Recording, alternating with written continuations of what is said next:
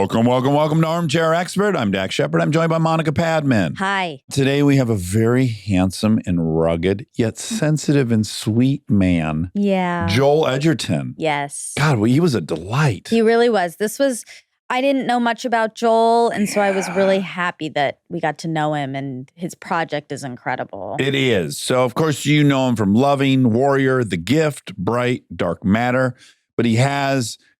I don't go out on a limb. I don't.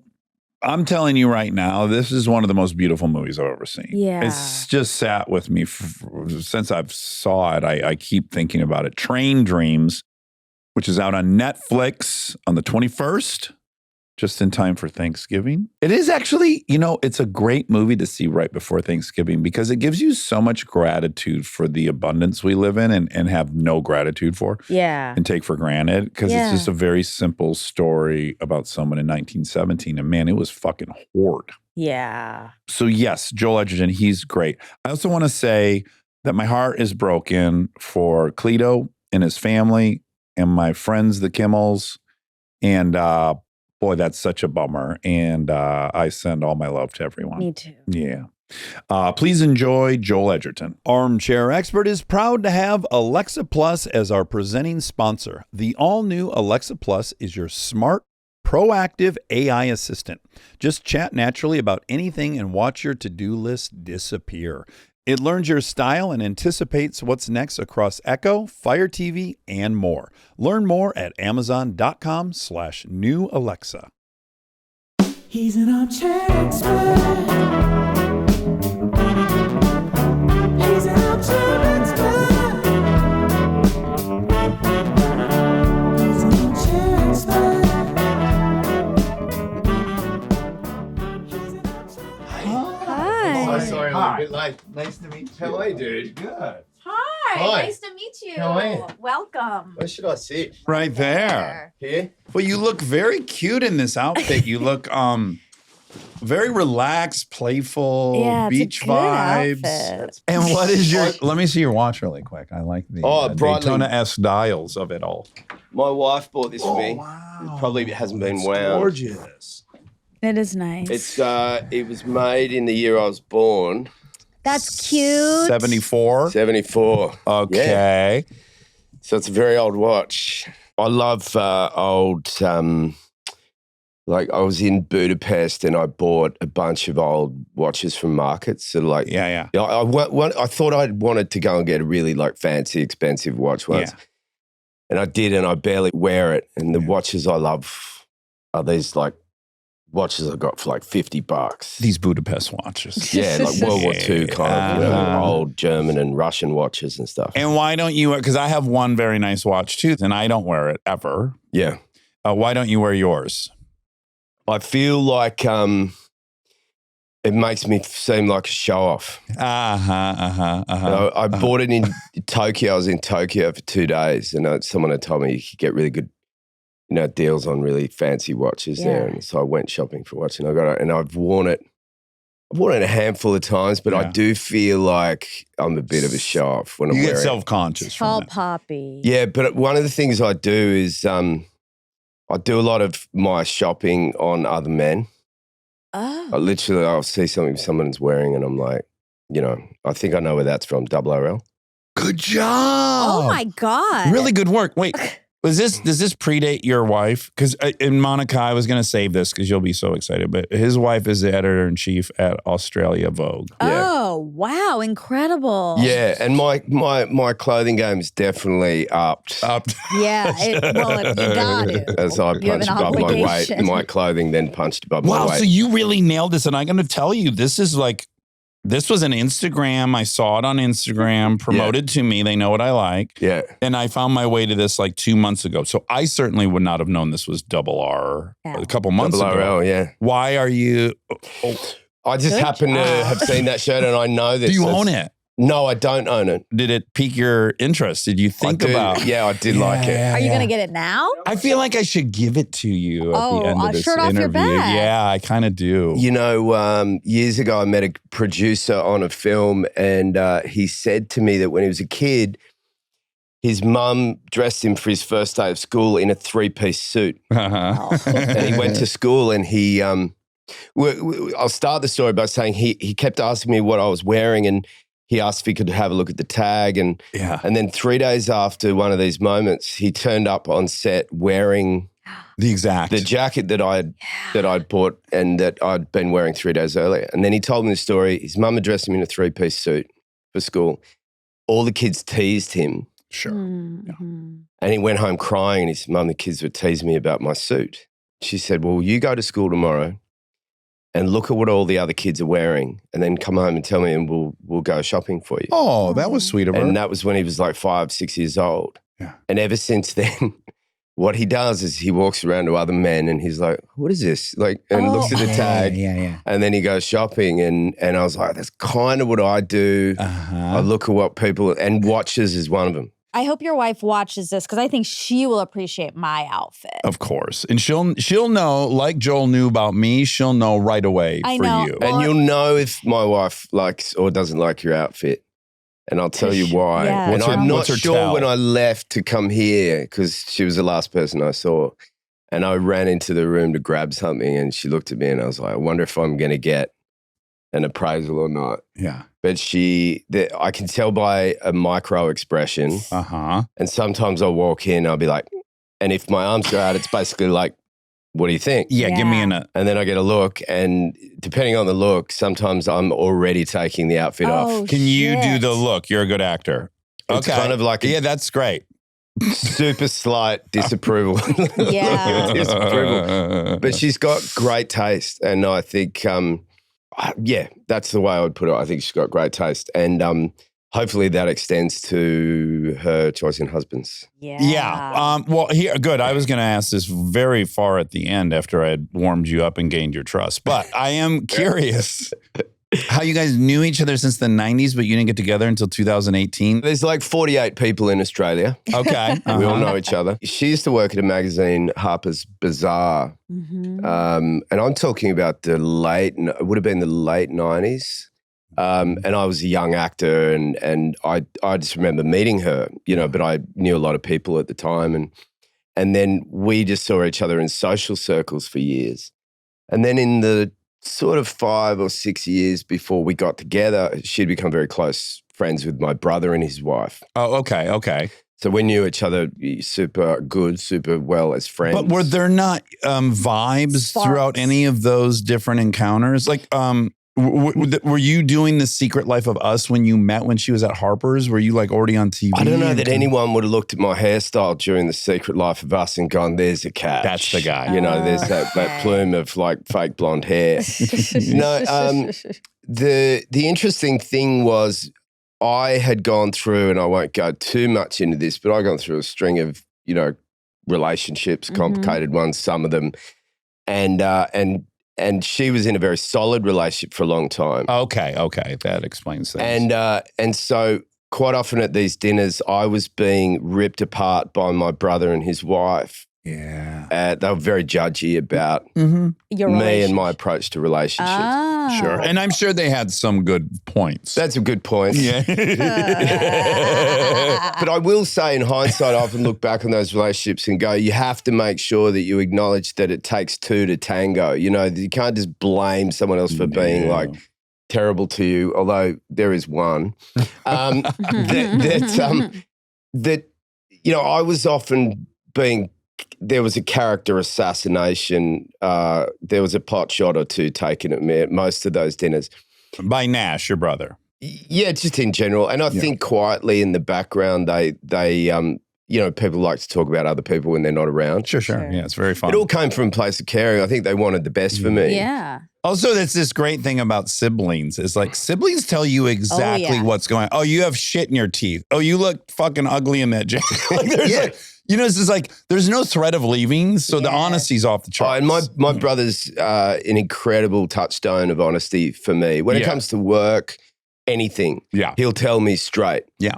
I know for a fact that there were two people, when Christine became single, Yeah. were like, hey, do you ever think Joel? And her answer, I probably can't even repeat on this podcast. But when my mum mentioned it at some point, she's like, no way in the world. Like, no way in the world. That's great. I'd love to hear that, to Because of be your honest. reputation from these dinners. Yeah, but like, I don't think my reputation was too bad. I think it was more the fact that, I was a guy in my, what was it then, like early 40s, mid 40s, who just hadn't quite settled down. And to be honest, in fairness to me, my passion for work and the journeys that it takes you on geographically. Travel, yeah. I think a lot of people were interested in actors and go, wow, it's so exciting. And we know it's really not that glamorous. Yeah. And then once they get close to you or involved in you, they're like, all right, you're going where? For how long? And, Yes. so you're not really a reliable source of continuity. And it puts people in a vulnerable position to be a passenger in someone else's life. Yes, I don't want to be a passenger. No, I love being a plus one though. Like Sure. I really enjoy going places to support Christine. Yeah. And when she's there to support me, I appreciate it. I'm constantly sensitive to how weird it all is. Yeah. But she's so cool about the world, those worlds in general, even though she lives in the world of fashion. And but it's got similar, it intersects Definitely. in its own way enough for her to understand. And what I love most of all, whenever I've invited her to set, mainly because I want the kids to come. Yes.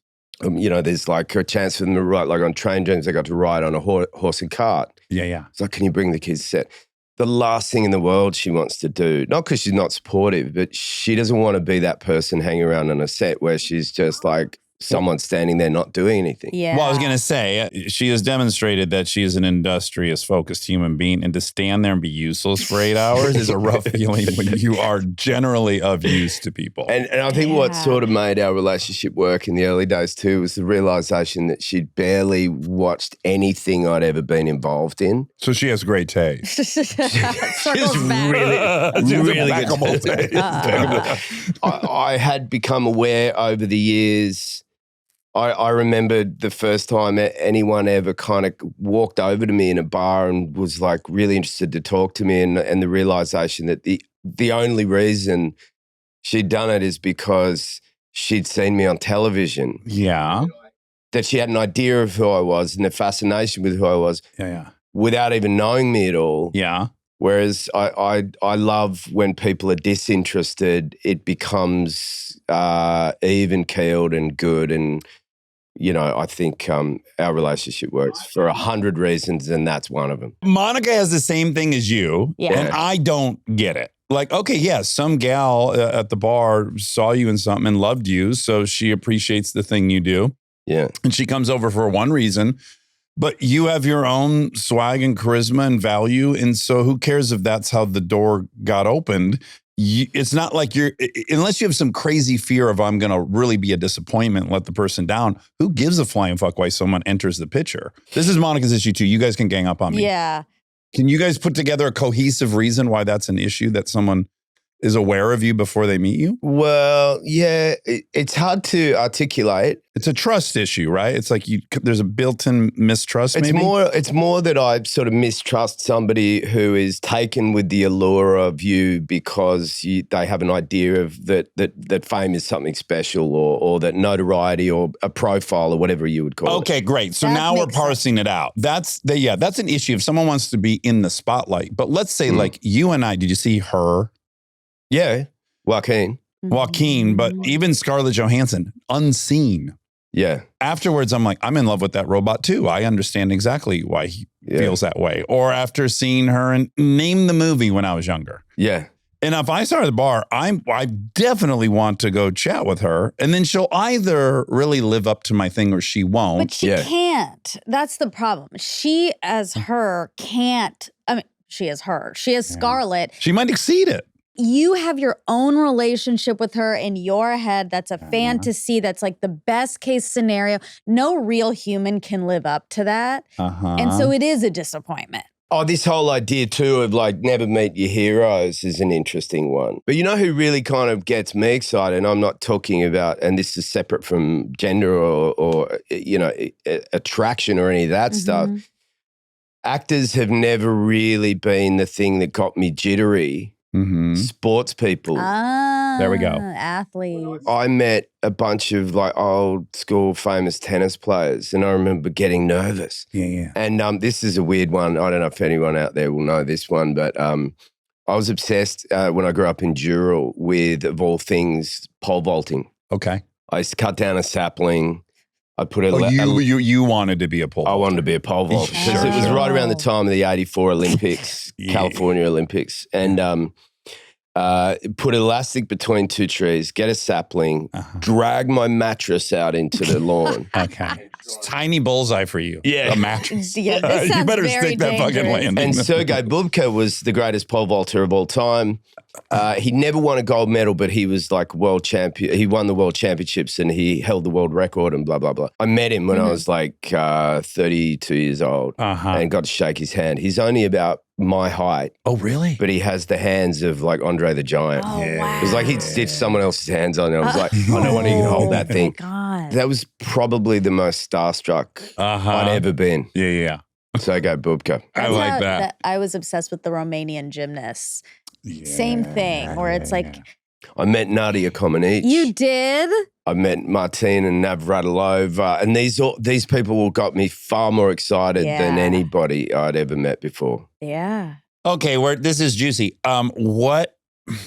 No movie star. What do you mean? No movie star? Not a single movie star did you get like butterfly feeling? Yeah, I got a man crush on Javier Bardem. Oh, yeah. good Who man. doesn't? Can I tell you an Crush. amazing Javier Bardem story? Yeah, please. So when I met him, I went to Madrid. I was on a road trip with my brother and my good friend Spencer. And we stopped in and Natalie Portman was shooting with Javier and we knew Natalie from Star Wars. So we go and meet them in a bar. I'm introduced to Javier. At the end of the night, we're leaving this bar and this girl is leaving the bar and she's clearly very inebriated. And this man put his arm around her shoulder and Javier asked the guy, do you know this girl?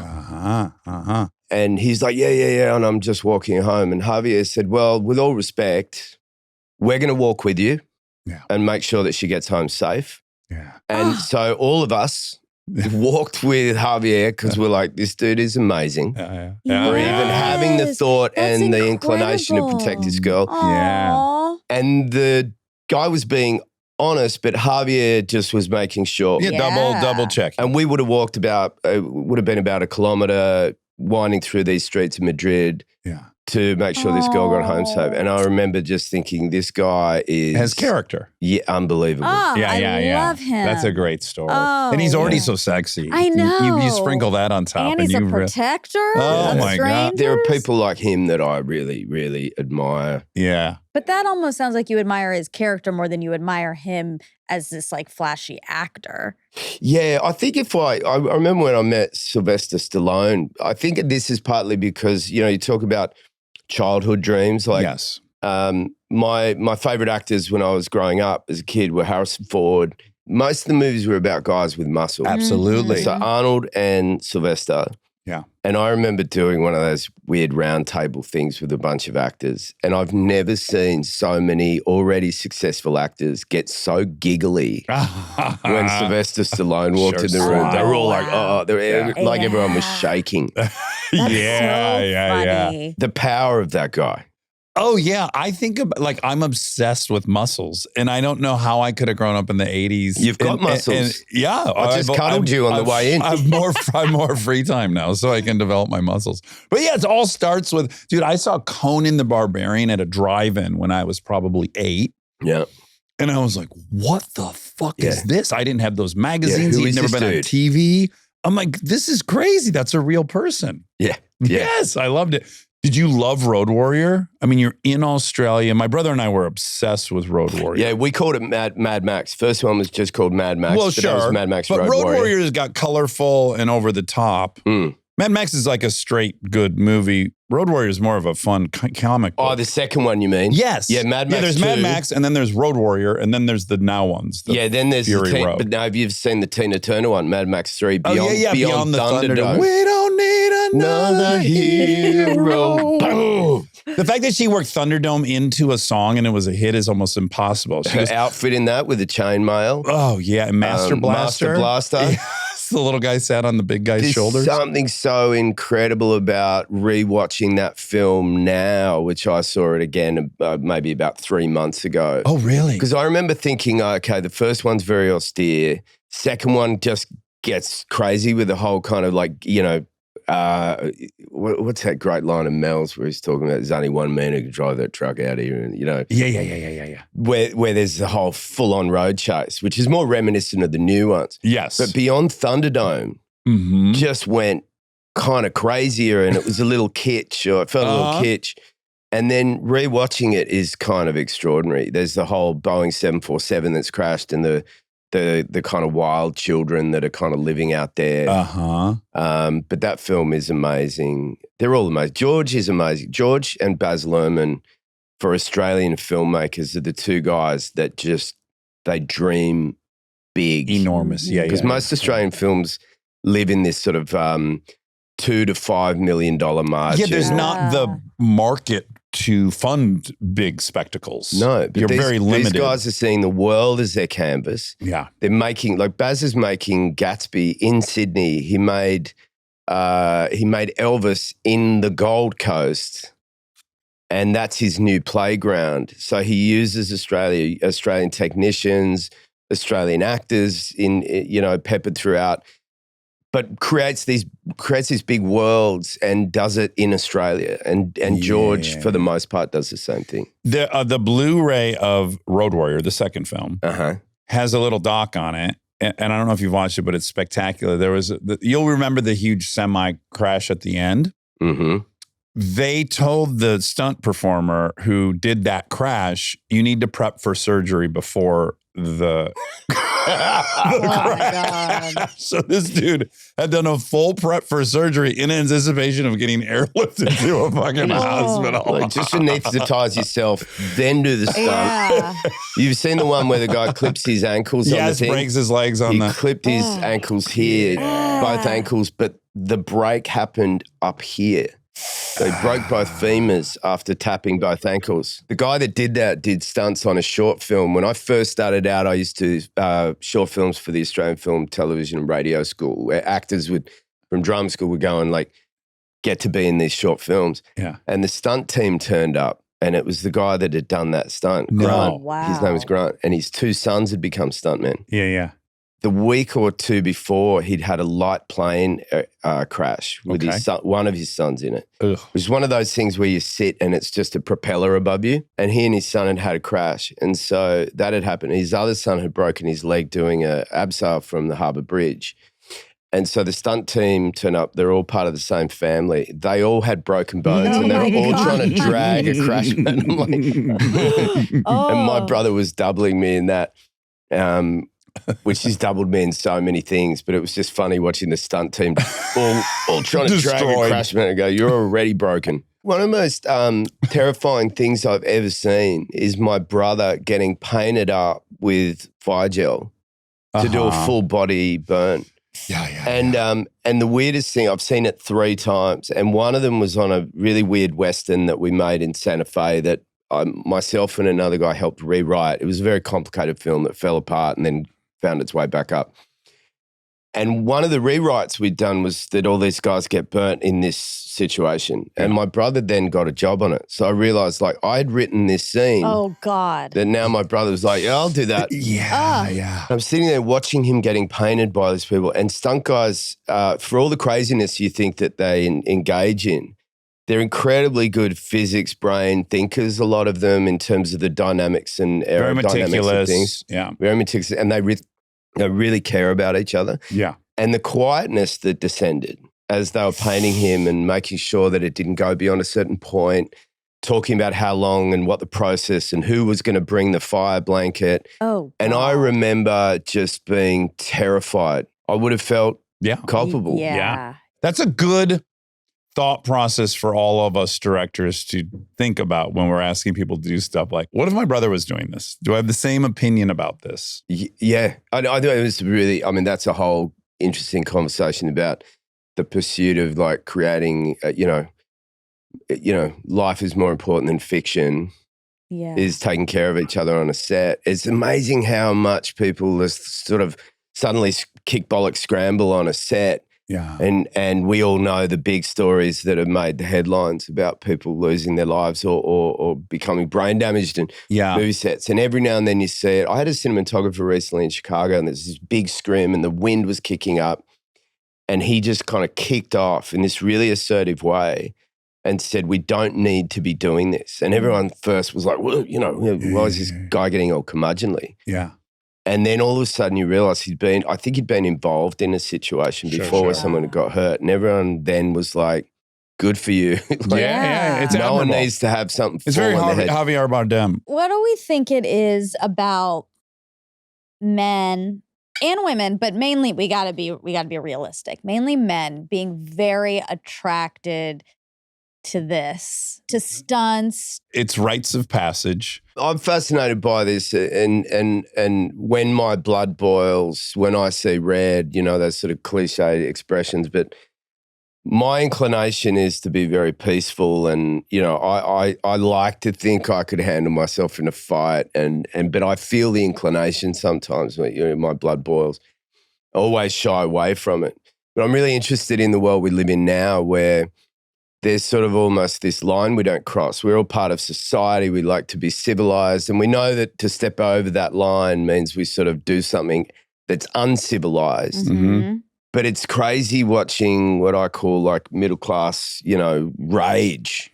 In their car. They Yeah. live these very safe lives. And so fight or flight gets triggered by the most benign things, being late to a meeting or somebody cutting you off in the traffic. Yeah. Road rage is a big thing. And indignation of what happens with humans lining up to do things at a fun park or at a shop, And suddenly they're all kicking off. And the trigger is loaded up by compression of financial situation, marital situation, whatever's like, it's loading the bow. And then someone can someone actually just hits the hair trigger and it kicks off.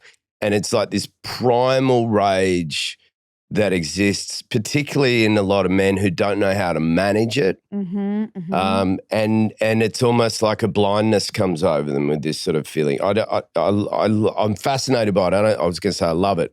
I love Thinking the about thought it. of thinking about it, but it's a weird thing. I think we have tons of vestigial stuff that we have no application for anymore. We were wired to overeat because food was scarce. We were wired to do a lot of stuff that we no longer do. And that's why sports is a thing. That's why like all these different activities we have are our ways of engaging in that wiring in a safe, socially acceptable way. But that's what's clearly driving that. You can imagine a species that doesn't even like sports. Like if they didn't have any of that background. There's a lot of ways to look at sports. Sports is also community, which we know we need as social animals too. There's so many things. But like a car jumping another car is so specific. And all of you guys love it. Yeah, because it's scary. I just don't get it. I'm going to say something relatively controversial. Ooh, well, not it. really. I mean, I see myself as a fairly undude kind of dude. Mm-hmm. I've never wanted to drive cars fast. Okay. Okay, yeah. There's a lot of, I don't have a particular sport I'm fascinated. I love all sport. I love watching it, but I'm not like obsessing over a particular team. There's a few dude boxes I don't feel like I tick and don't really need to tick. Yeah. There's some that I do. I actually haven't taken, I don't know if there's a dude test, but I have it. I'll give it to you on your way out when I give you this shirt. I mean, My before you socks. came in, Dax said, "Oh, Joel is so masculine." Yeah. And I was like, really? How? And it's just interesting to see like immediately that we are starting to talk about some things that are masculine. But what is masculinity is a really good question. Yes. My idea of masculinity used to be Chuck Norris, Arnold Schwarzenegger. My movie diet was all about dudes that could break your limbs and kick you in the face, roundhouse kick you and all that. But the idea of sensitivity mixed within masculinity and talking about the kinds of performances I like from men is and Russell Crowe is a good example. He's such a kind of alpha male. He's such a brute force, and yet there's a tenderness so that to be able to watch the child inside the man Because I think as bearded as we can all get, as masculine, we're still a child, you know? Yeah. Stay tuned for more Armchair Expert, if you dare. We are supported by Alexa Plus. All right, let me tell you about something I'm genuinely excited to talk about, the all-new Alexa Plus. Look, we're all juggling a million things these days, and this thing is designed to actually make your life easier. It's like having a conversation with someone who really gets what you need. Picture this. You're planning a night out, and instead of opening 12 different apps, you just have one conversation with Alexa, and it handles everything. Dinner reservations, entertainment, the works. It learns your style and puts thousands of services at your fingertips. What I love about this concept is how natural it feels. You're not barking commands, you're just talking. And it works across your compatible devices, Echo, Fire TV, and more. It's your all-new, smart, proactive AI assistant. And honestly, the idea of having AI that actually anticipates what you need, that sounds pretty amazing to me. Check it out at amazon.com/new Alexa.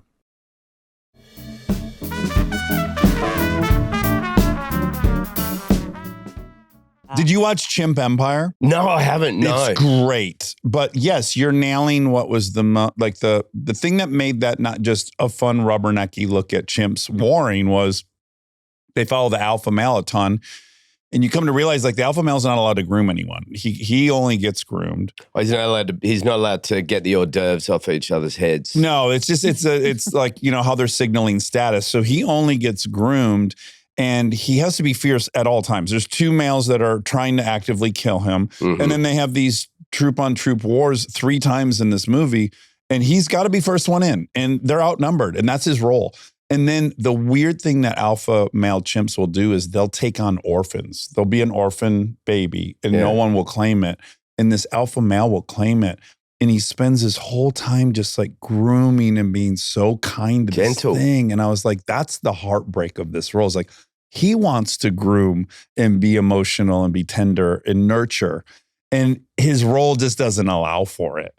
I think that's the deficit of old school masculinity is tenderness. And this is why I think masculinity continues on through generations of being stoic and nonverbal and inexpressive is because you take your cues from the person above you. The moment that breaks, the moment you feel the tenderness from a male figure in your life, I think it sets better cues. And I'm fascinated now that I have I've got 2 kids and they're twins, and one's a girl and one's a boy. And not to make it about men in particular, but how do you groom your children for the world? I mean, how do you build them up to be better people in the world? Would you agree? I was trying to equip them for the real world and build in the aspirational version of what we should become. It's like you can't turn them out into the world completely naive. You know, there's some reality you're working within, and you're also trying to push it forward. But I don't think it's like black or white. It's like you're trying to thread this needle. I want them to be better than me. And also, I don't want them to get hurt their whole life. Yeah, my son said to me the other day, this kid had said, he goes, "You're not a very good Spider-Man." He goes, "I'm going to web him." And so this is so he's got beef with another 4-year-old. He's like, "I'm going to web him." I said, "Hold on, Jack. Hold on, mate. Why don't you tell him how you feel about the fact that he discredited your validity as Spider-Man? Yeah, try that. And then if he regrets it, I told him the definition of the word regret, which, you know, he regrets saying that to you. Yeah. And then give him a chance. Yeah. If he still says you're not a very good Spider-Man, then consider webbing him. And he goes, "Yeah, I'm going to web his legs, his body, and his eyeballs." And then my daughter just started cackling. Exactly. Wow, he's got his back. He's going to web him. So if you see a webbed kid around LA, you'll know he did it. You'll know that he did not heed your advice. That's so But to the masculinity thing, your older brother Nash, 1.5 years older than you. 1.5 years, yeah. He's a stunty. Yeah. Like clearly was he a fucking stud? Did you idolize him? What was your guys' dynamic as kids? We were kind of mild studs growing up together. We weren't full studs. You know, again, we weren't ticking all those boxes. But he was a daredevil in the true sense. Before he plugged into the idea that he could become a stuntman, he was literally doing things for free to entertain people. Like, do you dare me to try and jump that fence? That's definitely going to trip me over and make me lose a lot of skin off my face. You know, I remember like, yeah, Nash, we dare you. It's like he would put himself up to do these things. Yeah. He jumped out of a moving train to not be late for a basketball game. Okay. And then wasn't allowed to play because he was losing so much blood when he arrived at the court. He had about 12 abrasions, and it was right around the time they had decided that you can't play sport while you're bleeding. While you're actively bleeding. He literally jumped out of a train that was moving about 60 kilometers an hour. And did you feel inclined to match him? No. Or was he just so wild that it was like, that's his lane? Yeah, that was his lane. I mean, he one time also got out of a driving car to show that he could run alongside it while the car was also driving. Sure. Which didn't end well. Yeah. He sort of taught me to abseil and rock climb and things. As he started getting into the world of stunts, he was fearless, you know, and he's able to flick that switch of going, right, I know my human brain is telling me this is very dangerous, but the camera's rolling and there's a lot of pressure on me and everyone's watching, so I better just do it, you know, but do it safely. And he was a brilliant physicist, actually. He was on his way to doing electrical engineering at university and really smoke screened my way into drama school by saying, hey, mum and dad, I'm going to be a stuntman. And they were like, what? And then meanwhile, I just slipped into drama school without any sort of concern at all.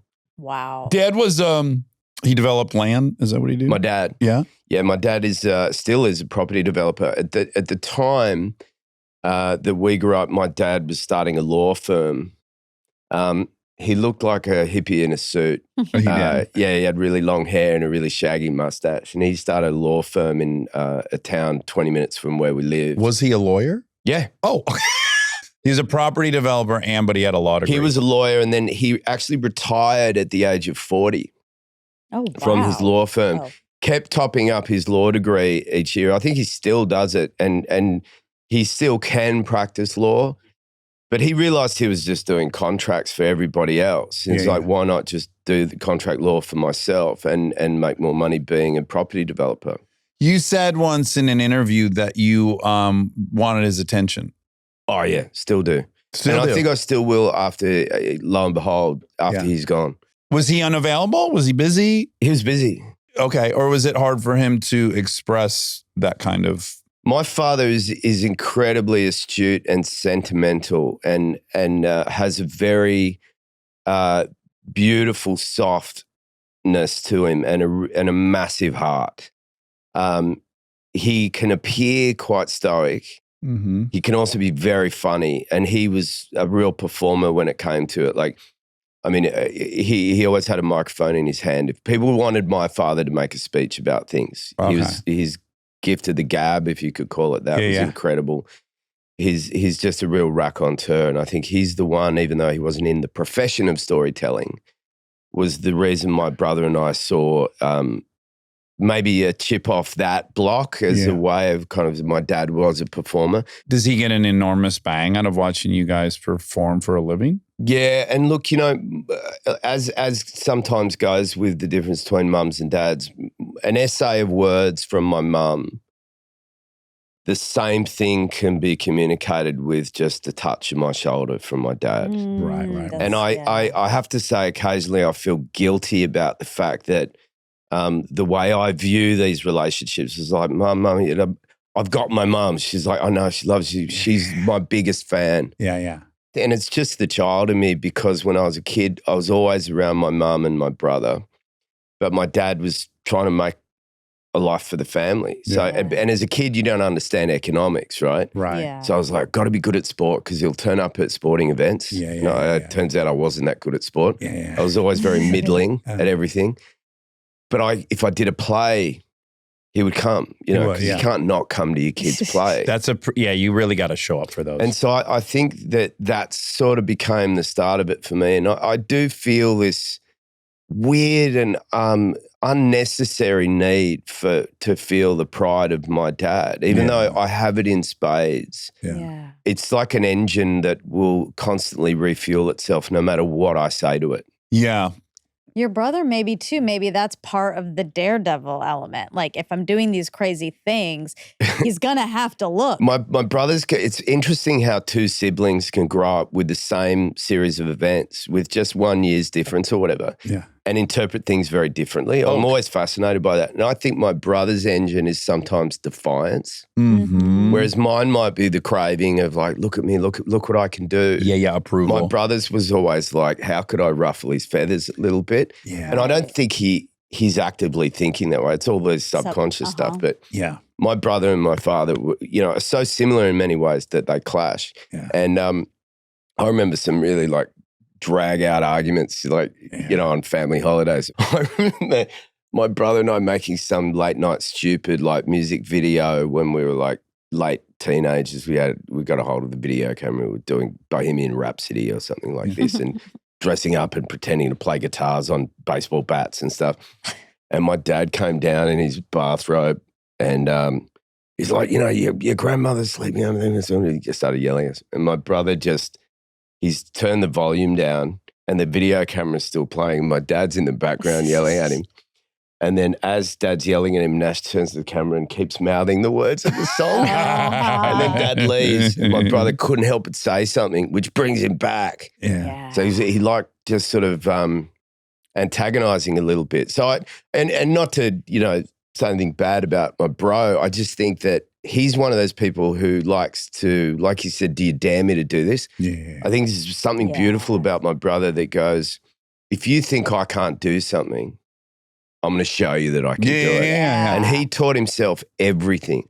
How to be a filmmaker, how to edit, how to direct, no school. I'm curious when this would have happened because you and Bateman worked together on Smoking Aces. Did you guys become friends then? We didn't really, and not because I love Jason Bateman, but we didn't really work on the same stuff. The Gift, yeah. Okay, so it must have been around the time you guys were doing The Gift. You wrote it and you were directing it and Bateman was in it.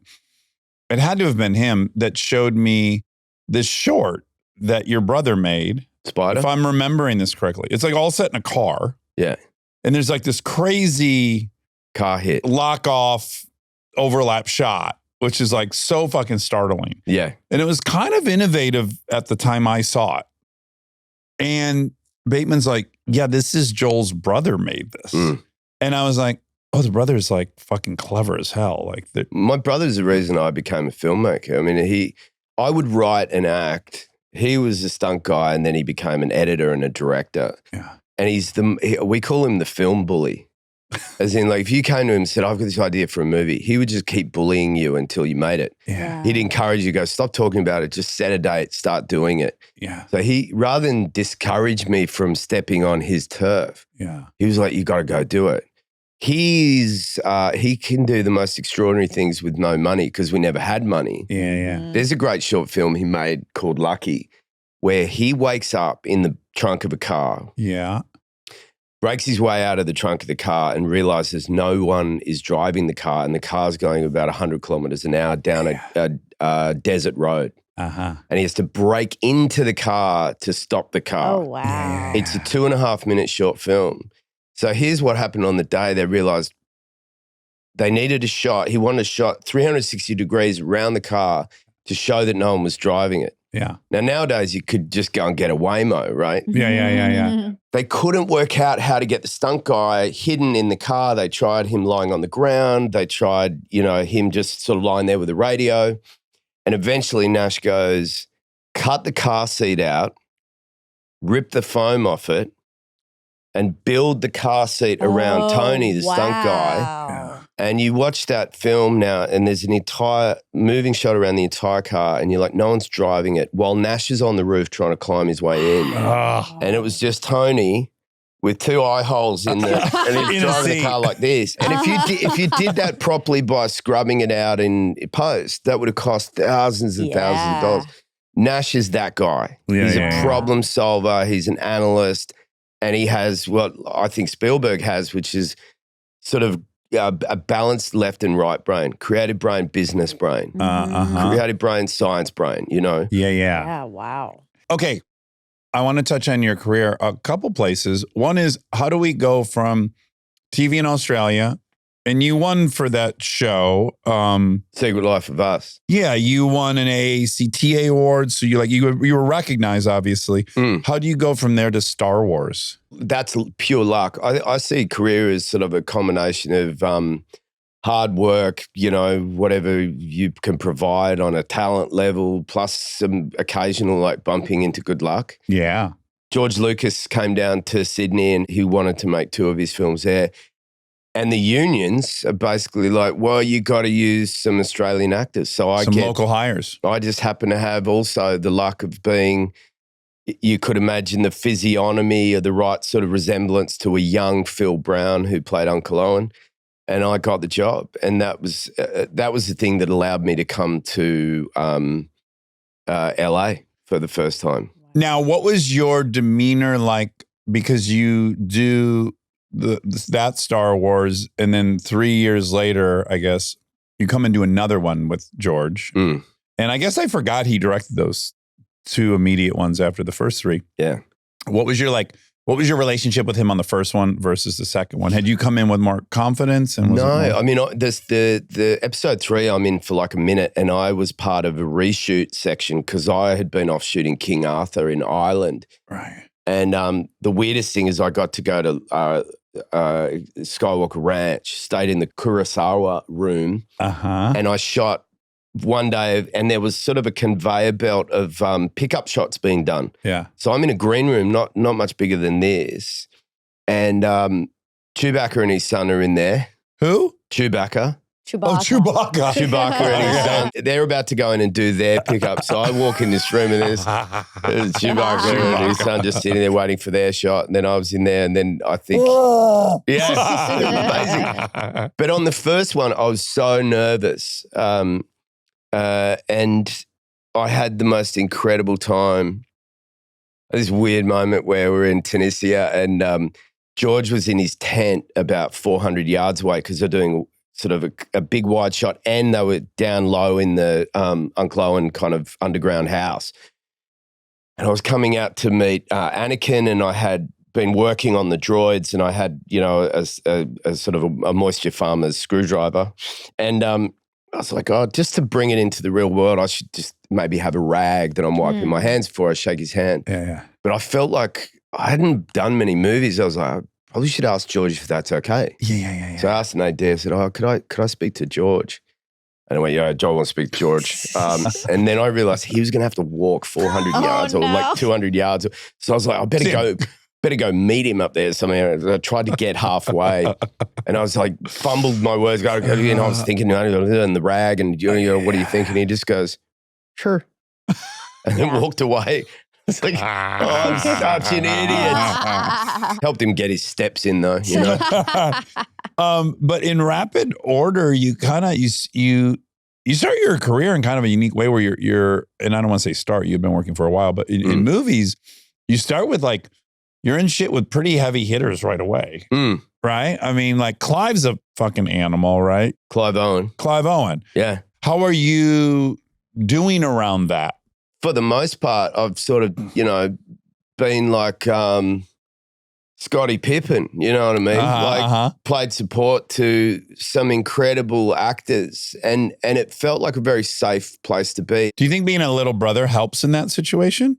I'd never thought about it, but it's pretty extraordinary for you to say that because I think it does. Yeah. You know how to find your moment to shine, but to service this older creature in your orbit. Yeah. And also the pleasure of learning from getting a front row seat with someone that you really look up to. Yeah. And knowing that, to use the analogy of tennis, that your game gets better if you play with someone better than you or more experienced than you. So I've always had this pleasure of working alongside really interesting people and knowing that the whole thing wasn't sitting on my shoulders. Yeah. And had a pretty fun time doing it because oftentimes also there's supporting characters. Like I love some of my characters when I look back. I love working on Black Mass. Yeah. I love working in Loving. I loved working on Gatsby, Yeah. Well, those were the ones I was going to list. It's like you got Johnny Depp and Leonardo DiCaprio all within the first like 6 movies you do. Yeah. And Clive. And these are like some fucking heavyweight champs. Yeah. And I felt like I was going to go into those experiences and be so riddled with anxiety. 'Cause, Yeah. like, I get anxiety about other stuff, but weirdly when I work, it's like that part of my brain turns off of going, like, I just really embrace the experience rather than going, oh no, they're going to think I'm really terrible. Because like that hum is always going on. Yeah. But once between action and cut, I don't feel any anxiety at all, which it reminds me when I work on movies sometimes nowadays, they sometimes bring someone who's there for the day or a background artist to go, just deliver this drink to the table, and you see their handshake. It's And you so go, stressful. oh, that's right. This is a stressful thing. Fuck It yeah. is. The less you have to do, the harder it is, I Yes. think. Yes. I mean, which And is those counterintuitive. people, those actors that are like Navy SEALs who just drop in for the mission of a couple of days, nail the tone, and then like drop the mic and say goodbye. I have so much admiration for them. You do Warrior with Tom Hardy. Yeah. This is a little bit pre-Tom Hardy, before we all know kind of how, Extraordinary. yeah, like really kind of revelatory. Yeah.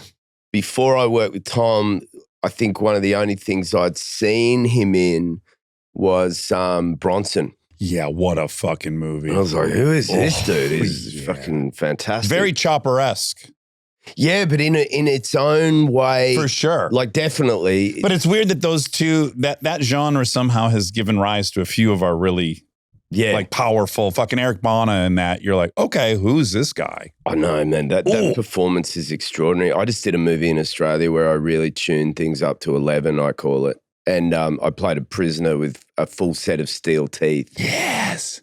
And, it's like the opposite of what goes on in this movie, Train Dreams, which is like, a completely opposite thing. But one of the joys of acting, is being able to go, all right, what is the canvas we're painting here? And how bright a color do I need to make myself? Yeah, yeah. Mm-hmm. How do I live in this world in the right way? But Bronson and Chopper are these sort of larger than life characters, and it's wonderful to watch actors do that and not see the artifice. Like Chopper really disappeared. I mean, Eric really disappeared into that role.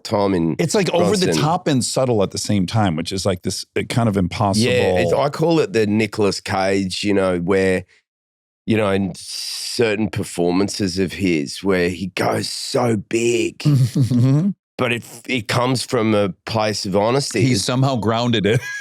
Everywhere he's at, he's an art installation. But that's why it's grounded in reality, because it is who he is. It's authentic to him, It yeah. is who he is. That's that level. Raising Arizona and all its like incredible performances. But yeah, look, Warrior was an extraordinary experience. It was definitely also a reminder to myself not to doubt myself in terms of the approach. Something I was like, I'm 34, I'm too old for this shit. How did you get in shape for that? Was it crazy? We trained for 3 months. You did. In a fight gym. We had to be there at 7 a.m. or we'd get in trouble.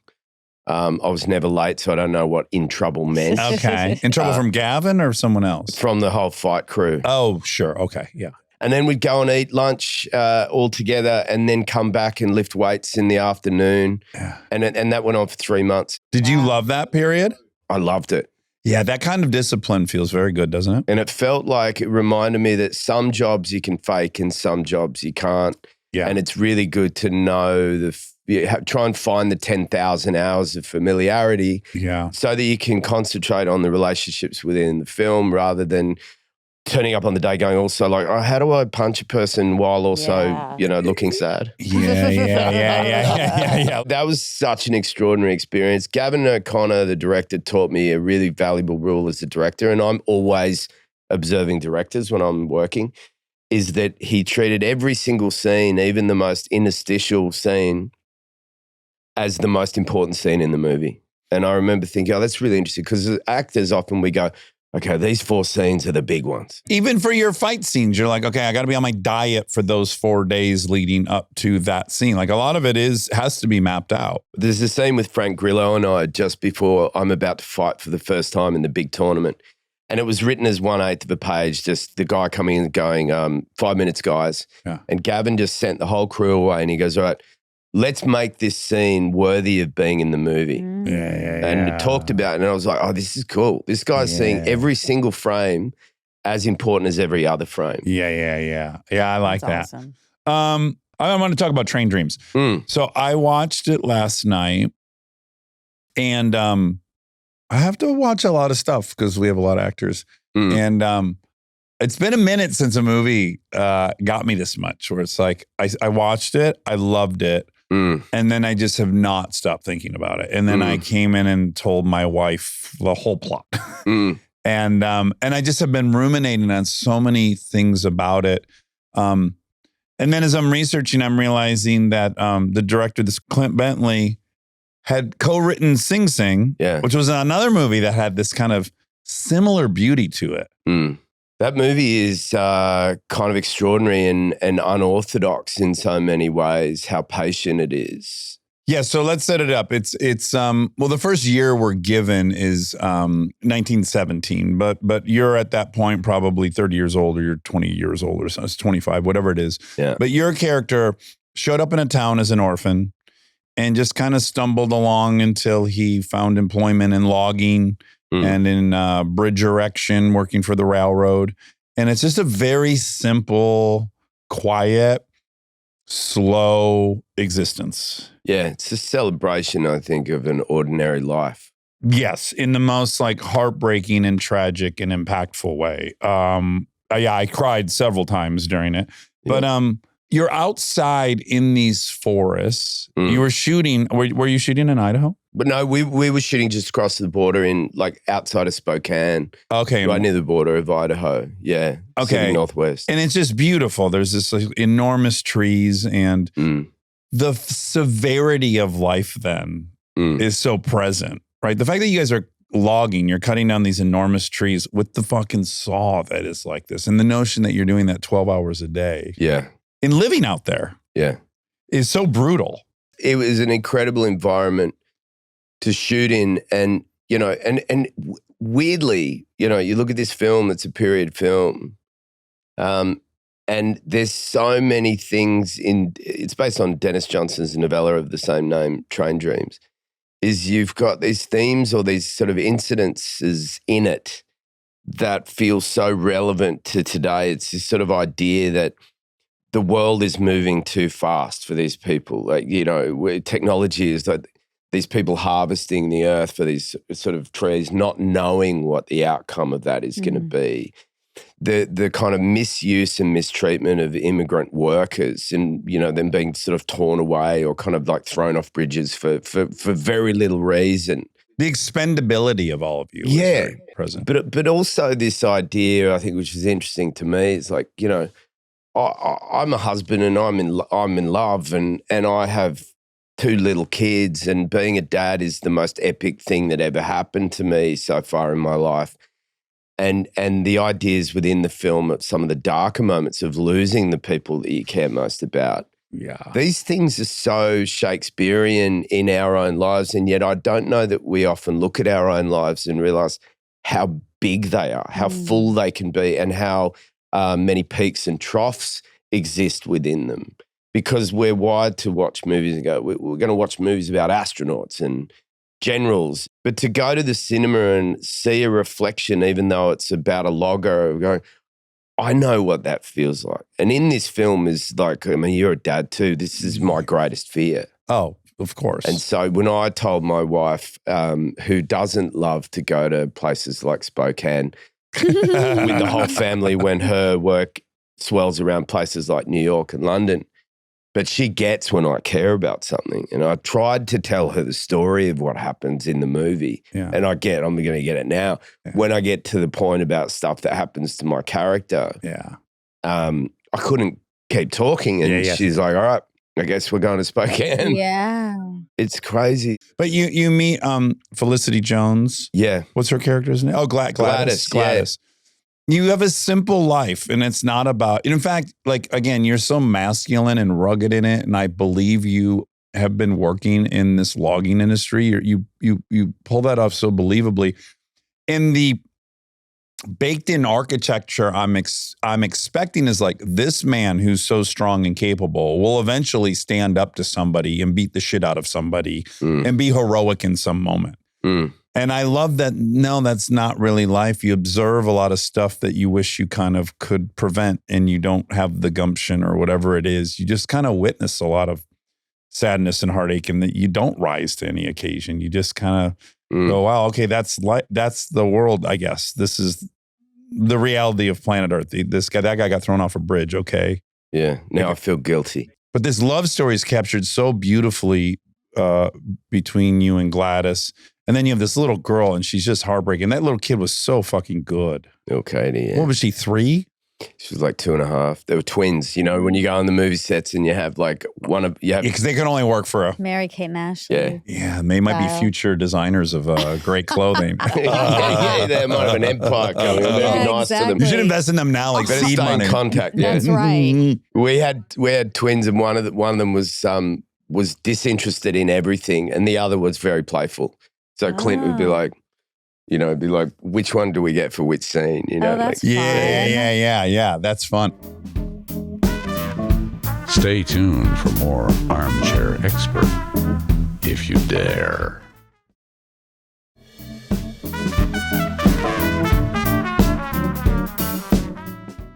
My best friend works at Netflix, and she's on the campaign. She's on the Train Dreams campaign. And she fought so hard for it. She saw it at Sundance, I think, and she came back. She was like, "This movie is so unbelievably good. It's the best movie I've seen in a long time." And she like fought to be on it, and she like helped create the trailer and stuff. But she's been talking about it ever since. She is such a fan. It breaks people open in a good way, in the sense that, I mean, I think movies are a really great place to get some emotion out of yourself by reflecting things in someone else's life. Yeah. But also, I think it's also good to be reminded of people that you've lost or joys that you've experienced in life. And Robert's whole life, like you said, it's not a Western that's about revenge or retribution.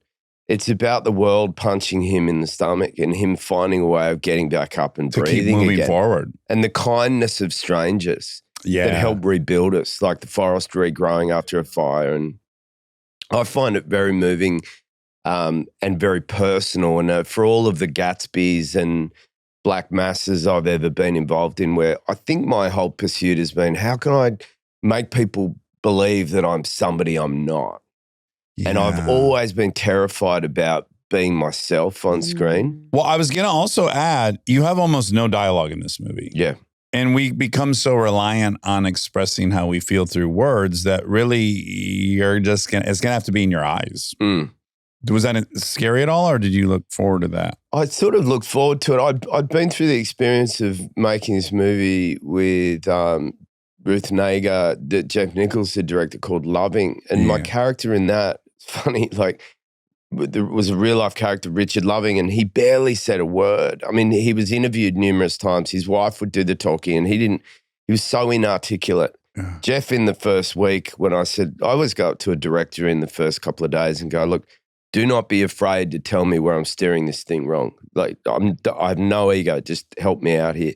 And Jeff's like, I have one note for you. I want to understand you less. Less. He gave me very few words to say, which was inserting with who Richard Loving was. And I felt like that sort of set the table for me for Train Dreams, of trusting that if you think the right things, and so much of what Robert experiences, I'm not a logger, obviously, but I've read about how to marry life and work. I am a man that's in love. I am a person that cares more about my kids than anything else in the world. Yeah. And so if you think those things, they'll be there for the camera. And the challenge for me was that Robert is less expressive than me. Yeah. So making sure that with the hardest stuff in the film, I just knew how to keep a lid on it. Because normally when I go to work, I'm like, geez, I hope I can do this scene. You know, particularly those ones you worry about, the emotional things. You go, oh, can I do this today? And isn't it funny, as soon as you give yourself the fear that I might have too much emotion and the emotion's like overly available, it's such a mind trick. There was that weird thing I remember, I think it was David Mamet, who sort of has lots of wonderful things to say about his opinions on actors, whether you agree with him or not. And some of them are really wonderful. He has this wonderful sort of thing where he talks about actors when they have to cry on screen. He's like, the problem with actors when they cry on screen is that their ego gets so excited when they get there that they're sort of clicking their heels or patting themselves on They're the almost back. smiling while they're crying. So they're trying to cry too much. And then while they're celebrating themselves, it's the opposite of the feeling they should be having. Right. So this oscillating, like, I'm crying, guys, no, I shouldn't be happy about it. I did it. And so I kind of felt like this was a good chance to do for me what I've often admired in some actors, which is like some actors sort of just go, I just feel like I know you. Yeah. Watching that performance, I feel like I know you. So it's like the only way you can really do that in my mind is go, do you really connect with it? How well connected can you be to the material? Yeah. And then just sort of open your chest up in some way. There's a moment in the film when my character expresses some first kind of showing of real grief about something bad that's happened. And the first thing he says afterwards is, I'm sorry, I don't know what came over me. And that really typifies to me a lot of men that I've known in my life that are very stoic, that if they get upset, they would leave the room. Yeah. Lest anybody saw them. It also captures, and this is oddly a very big ding, ding, ding to how we started this conversation, which is they capture really well the awkwardness between men. Men are very awkward around each other. If they don't come with a pair or they don't feel bolstered by something, you put 8 strangers in the woods and it's like none of them want to talk. Whoever does talks gets kind of blasted. And if they talk, they're crazy. And it's like, all that stuff feels very authentic. And I remember a lot of those situations. That's really interesting that you say that. Yeah. Like you would have put 8 women in that forest together. They would have known everything about each other and they would have been like great friends. But you put these men in this situation, they're just like, they don't know what the fuck to do. Yeah. It's like the intimacy is so scary. I was saying to my one of my buddies recently, I said, it's an interesting, like men don't get together and brush each other's hair. Right. You guys are missing out. It feels so good. Yeah, but we're scared of intimacy with each other. Like, there's no world where, apart from maybe my brother or something, like if a buddy comes round to stay the night, then I'm like, nah, one of us is sleeping on the floor. You're right. So there's a king-size bed, we're not brushing each other's hair. Yeah. And it's fear of intimacy. Well, specifically, it's a fear of being called gay from when we were younger. That was like, I don't know how it was in Australia, but in Detroit, you lived all day in fear of who was going to call you gay. You just reminded me of... It's crazy. I was at Bondi Beach. My really good friend Damien and I were at the north end of Bondi Beach, and it's in summer, it's packed, and we're on near this boat ramp. And he's like, he's got a bad spine, and every now and then he's like, can you lift, do this thing where you crack my back? And but he's wearing this really tight Speedo, and he's a very fit, sort of tanned Italian Australian guy. And I was like, there's a lot of people around here. I was like, yeah, all right, fucking get over myself. You know what I mean? I can crack your back, fine. Yeah. And so I wrap my arms around him, and he's all oiled up with that tropical oil, which makes it hard. So I grab him like the elbows, chicken, and I finally get a purchase on his elbows, and I lift him up, and I hear crack, crack, crack, and it's like great, and I drop him down. And then I look to my left, and there's a row of about 20 teenagers just sitting there with their arms crossed, staring at us. I suddenly weirdly felt embarrassed for myself. And I'm like, what the fuck should I feel embarrassed for myself? I'm cracking Damien's back. Yeah, I'm helping my buddy be more athletic.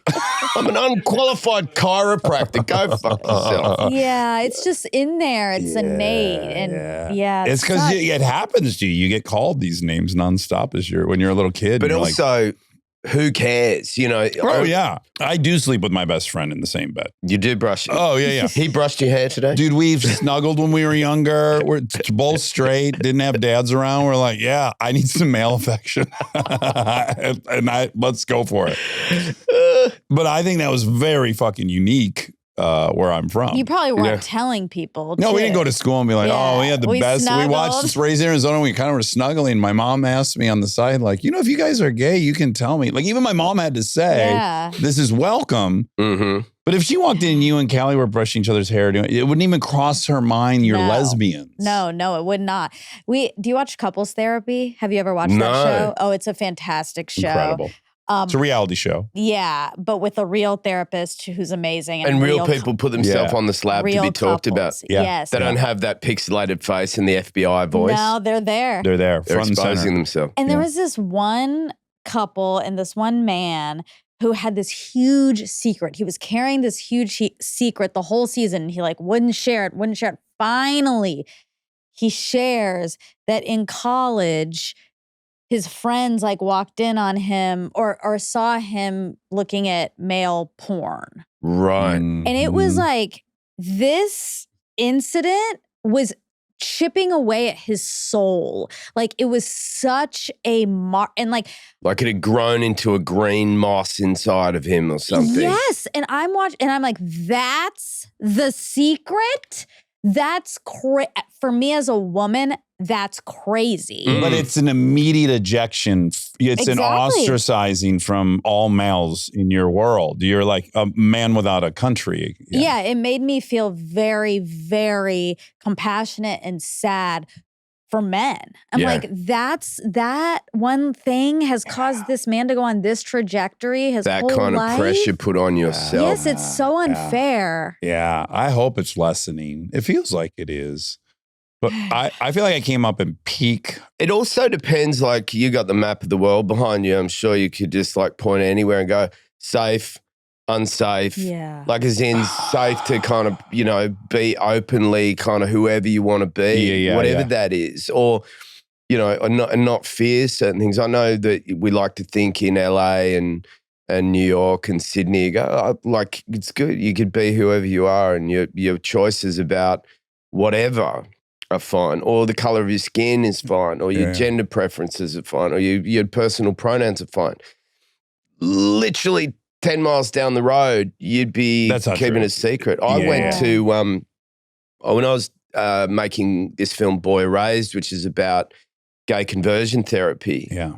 I went to Arkansas with my assistant, David, who is, when you see David, you know, he's no longer my assistant now. He's a director in his own right and doing incredibly well. But David's gay. Yeah. And he and his husband just made a movie together. But David turned up at the hotel in the morning. We were about to go to this church in Arkansas, 200 kilometers down the road from the hub of the KKK. Oh. And he's like, he said to me, do I look too gay?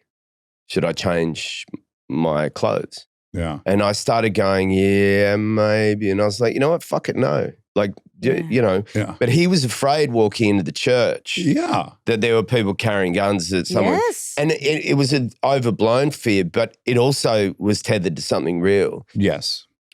So stepping into that zone after a few hours flight from LA where life is totally free and fine. But then cut to whatever years later after that movie when all rights and freedoms and general acceptance of things and this sort of, it becomes okay to march all progress backwards. And we're almost to the point where we feel like we should re-release Boy Raised or do a new cut of the film or get all the old footage that we never put in the film and release it in some way because things have gotten worse since then. Yeah.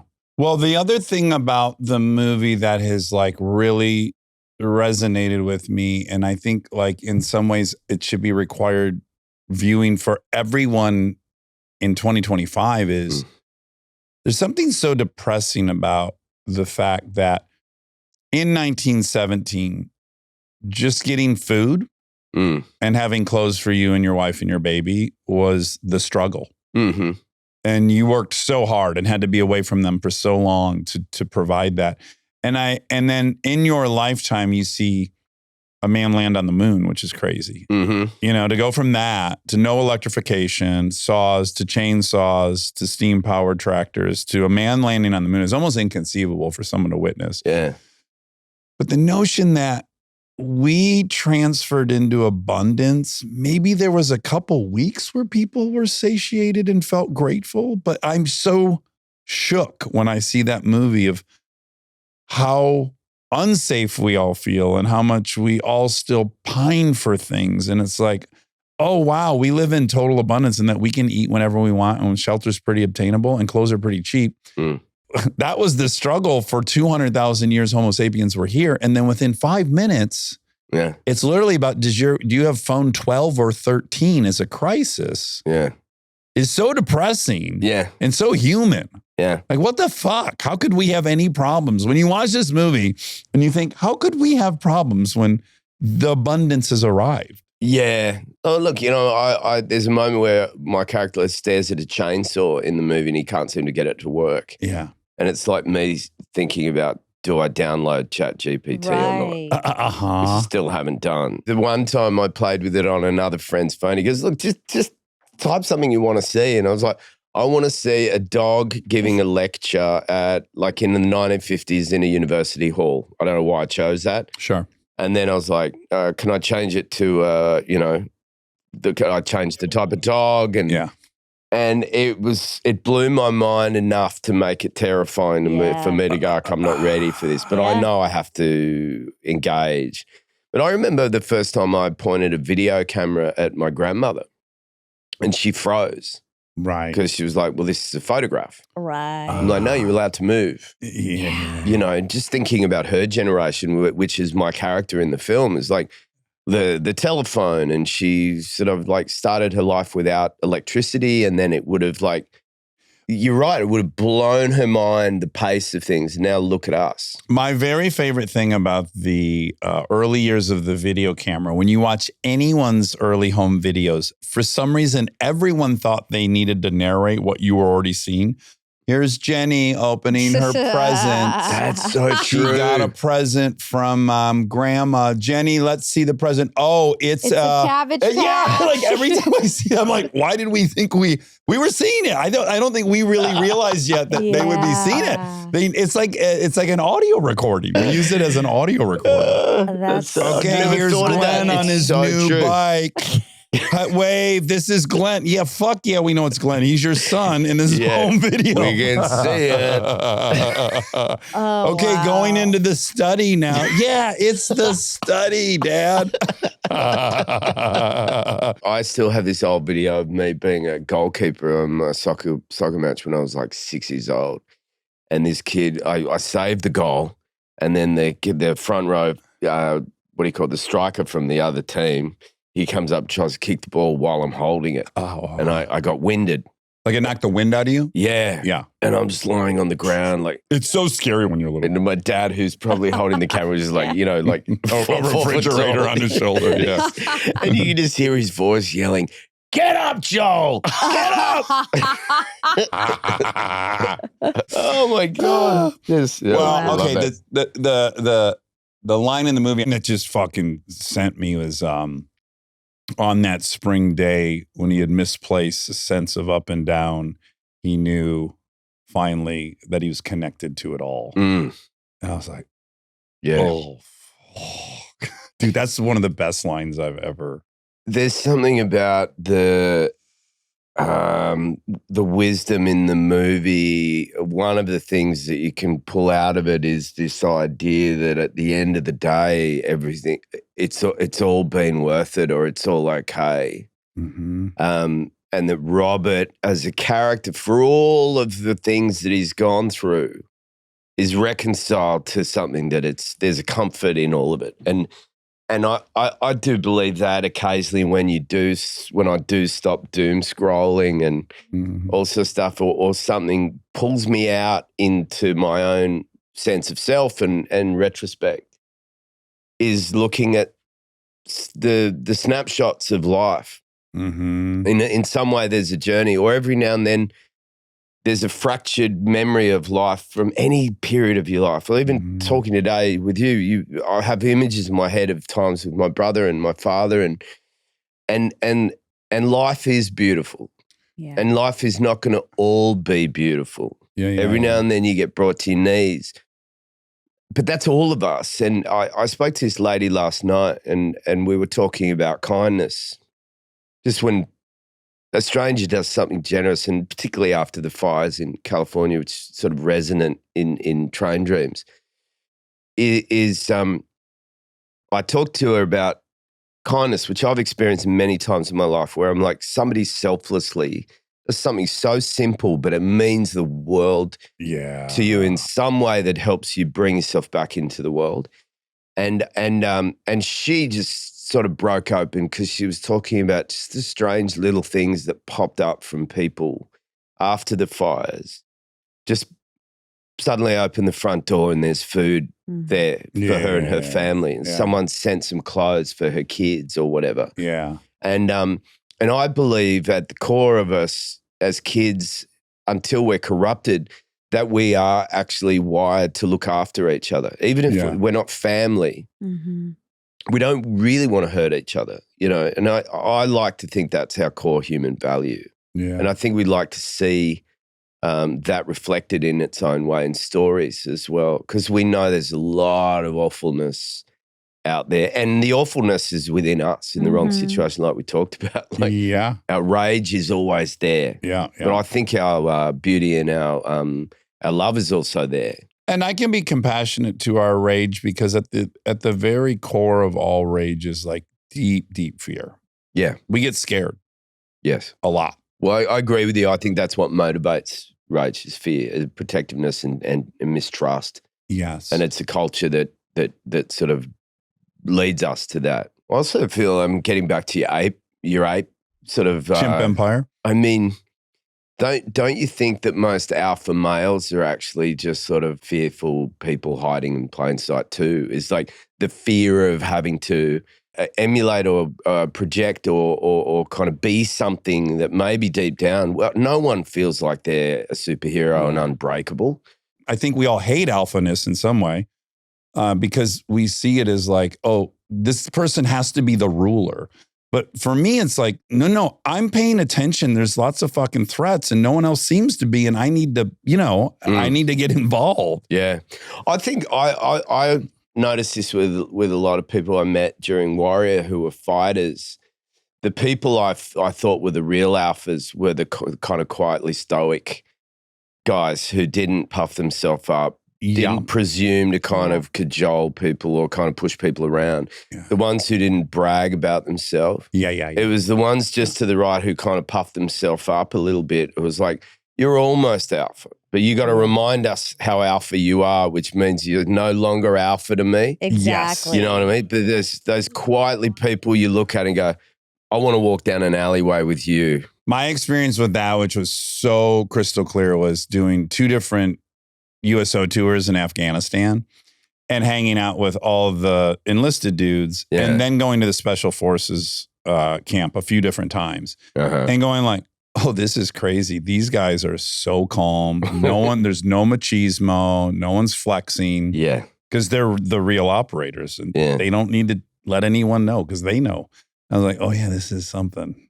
Dude, there was a funny moment. Talk about different people's skill sets and what makes you feel comfortable or uncomfortable. On Zero Dark 30, Catherine Bigelow asked one of the real ex-Dev Group Navy SEAL guys, beautiful guy, he said, hey, could you in this scene we need one of you guys to walk the perimeter with the K9 and I'd like you to say this line on the radio. Basically, he's like on the comms. Yeah. He had to say something like perimeter clear or whatever. And same guy 2 days earlier had told me about a mission where they had parachuted in the middle of the night, carrying a big oil drum that had been kind of jerry-rigged to basically filled up with weapons. So 2 guys parachuting, holding this barrel, land in the ocean, frog suits swim up to this thing where these pirates had taken over this ship, and they'd go in there, kill all the pirates and save the hostages. And they did it. It went smoothly and successfully and all this stuff. And 2 days later, Catherine's like, can you say one line of dialogue in the movie? And he suddenly starts terrified. He gets terrified and he's like, I'm freaking out. I'm like, yeah, okay. But you'll parachute in the middle of the night. Yeah. You know. It goes to show how asymmetric fear is and how rooted in nothing it is. Yeah. Right? And it's how individual it is. is. It's just so arbitrary. It's like, here's a guy who will fucking helicopter, parachute in and board a pirate ship. I just couldn't believe it. That's It's like, hilarious. okay, everything he told me about the story, there was 1,000 reasons why that was really actually terrifying. Yeah. He's like, one line of dialogue, oh boy. Yeah. He was shaking. Well, it illustrates that like fear of death's just one of the fears, and that could be low on your thing. Mm. And then fear of humiliation could be a 30. Maybe if I'd have said, if Catherine had couched it this way, so first of all, you got to walk in there, kill a dude. Yeah. Say this line of dialogue, then you kill another You should dude. put a barrel on his back. Exactly. I It's think a it'll murder be- sandwich. I can do this. Well, Joel, this has been a blast. I really, really love that movie. I really hope everyone sees it. It's fucking beautiful, and it really forces you because of the pacing. It's so slow. It makes you kind of slow down, and it does make you take stock of the things that have true value in your life, which is a rare feeling to have when watching a movie. Yeah. I'm mostly watching Mission Impossible. Like, I got to learn how to fucking parkour. I need to get out of a situation. Did I always think this, like, you see these kids doing these crazy Instagram videos now, like these real asymmetric kind of like gymnastic things and new ways of training, and parkour was one of them back 15, 20 years ago. I was like, if I was a young person now, I'd be into all of this stuff. Yeah, I'm nervous I'd be dead because I'd also want to be a hero on the videos. Ooh. Yeah. Yeah. I was in the narrating phase of video cameras. Well, you guys have an incredible following on your podcast, but I'd be worried if I was just starting as a young person on Instagram and that I'd get wrapped up in how many followers I had. Of course you would. Oh, The yeah. cycle of that depression would be huge. And I worry about all that stuff, the engagement of social media. And it feels like smartphones not ruin my life, but my productivity. I feel like I should just turn the thing off and just Yeah. make stories up instead of like watching other people like fall off a building, you know? I was swimming with my daughter last night, and she had shadowed at my older daughter's school for the day. So it was like her first taste of what it'll be like at this new school. Mm. And so she's in a class and she has nothing to do because they're teaching on some subject, and they just handed her a ton of paper. And she's telling me how many things she drew. She's like, I drew this, and then I drew a picture of that, and then I drew this. And I was like, oh yeah, when you were in class, you're bored out of your mind. Doodle. I did more fucking drawing I in know. high school than I've ever drawn since. More note passing. Like No I'm passing. writing, I know. I'm drawing, I'm writing because I'm bored. Yeah. And I hate being there. coloring. And that's what it's robbed us of. I found a drawing that my friend Chris Howard and I drew in science class when we were in, I think it was grade 8 or whatever. Yeah. And we were designing and really actually designing for the future, but we were designing a nuclear bunker, Okay. but it was on science paper, you know, that grid paper. Yeah. And it had a tunnel to a grocery store and Oh. had a tunnel to a brewery. But it Uh-huh. was definitely a dude bunker because then there was a room too, and we'd drawn, and it was very rudimentary. It was very early days. It wasn't like proper tech. And it was you an know? overhead schematic. You were seeing overhead. It was what like would look looking at an ant's nest, you know, like tunnel here in a box, and then there was one room which I assume was just like our harem. Sure, It was just sure. 8 stick figures of girls with like long hair. Yeah. This is the girls' room. This is the and this is girl the grocery chamber. store, and then we had a helicopter pad ready for when the atmosphere was going to be right again. Sure, Oh. sure. But we were like certain, and at different times in my life, I've been certain, and now particularly after watching House of Dynamite, I'm like, yeah, we're always inches away from me needing to go back to my bunker design. Pull a out Dusty the I'll now. get rid of the design. girl room for sure, though. I'm good without the girl room. I'm going to make it a like playroom for the kids. Maybe turn that into a school or something. Yeah. Yeah. There was no educational facility. That's a good point. Everyone knew what they needed to know already Yeah, by the time they good What entered have we that got bunker. to teach the world? If the world's ended with nuclear power, then we're all dummies anyway. Yeah, we know everything we need to know already. All right, well, Train Dreams is in theaters on November 7th, and then it is on Netflix for all to consume November 21st. I hope everyone watches it. It's great. And Joel, I hope we get to have you on again. This is Yeah, so come fun. back. Thanks, man. This was great. Yeah. Thank you. Yeah, of course. Stay tuned for the fact check so you can hear all the facts that were wrong. No, it wasn't up there. What was it? Your makeup wasn't? Yeah, my foundation. I am annoyed. Oh. Don't make fun of me. I was supposed to put makeup on and then my makeup was stolen. Well, it seems unlikely. I don't want to not believe her, but it does seem unlikely.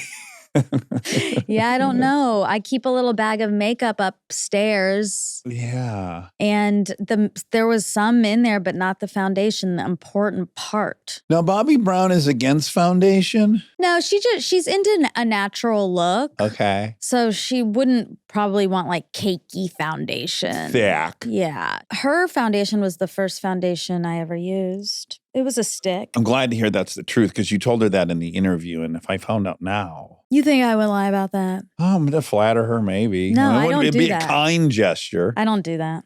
You don't do kind gestures at the expense of the truth. That's right. I do occasionally. Like, you like my new shirt? Yeah. Oh, yeah. You always say that to me. You said that the other day No. about my shoes. Yep, I saw.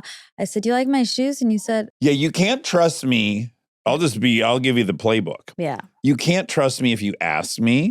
But if I unsolicited mention that I like your sweater or something, Mm-hmm. that's genuine. Ask me what I think of your boots. Do you like these?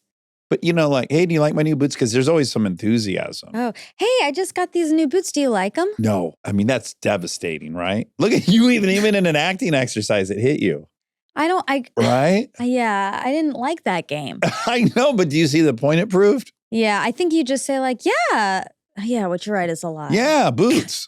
Why don't you like these? For real, do you like them or no? No, those have nothing. I said pick anything. But now I'm asking, for real, do you like They're these? great. Are you serious? They're not bad, and they're not. I wouldn't turn my head at them. They're neutral, which is a win. Wow. When failure's on the table, neutral's a win. You hate it because it's silver medal. It's also not. These are gold medal shoes. It's like the judge was not qualified, and I shouldn't have now asked. you're attacking me, and there's all the more reason to just lie. Ask me again. You like my boots? I was just thinking those are the greatest boots I've ever seen in my life. Yeah, you'd be right. And then when you go, I like you. You're my friend. Yeah, I'm having a bad morning. Yeah, that's okay. Let's That's all talk right. about it. My makeup got stolen, 1. Well, 2, first of all, I saw you don't before. like my boots. Hold on. I saw you before your makeup was, quote, stolen. Yeah. And you're already feeling a little melancholy. Well, I'm annoyed is what it is. It's not even melancholy. I'm melancholy. You're annoyed. You're melancholy? Wait, I'm not trying to trump your annoyance.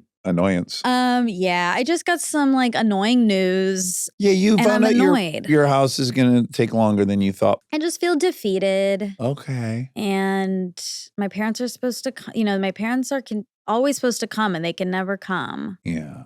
So my dad's retiring and he wants to come. Yeah, now he can't. Now he has to keep working. Now he's going to work until his last days. He has to work until my house is ready. That was the contract he made. With his employer. Yeah, it was weird. It was unconventional. I can give you as long as it takes for my daughter's house to be completed. Yeah. And they were like, oh God, he's going to then be out of here in a year. No, they're building a house in LA. You got a long time. You can start a He has another decade. It's okay. I'll be over it in like an hour when we're done with this fact check. After we're done. We're done with work. I'll be done. Yeah, but anyway, it's fine. Some happy things are that the other day, it's also been raining, but shockingly, I've done well. Yeah, you've weathered the storm, as we might say. I have leaned into the cozy nature of the rain. Yeah. It's so fun. I've made the decision to enjoy it. Oh, good. And I was walking back to the car with Jess a couple days ago, and it was raining a little bit, like sprinkling. And from far away in the distance, we hear this little voice. And she said, "You guys okay in the rain?" And she got a little closer, and she had her umbrella, and she was with a man, presumably her dad, but there's no way for me to know that. You didn't have access to a DNA test.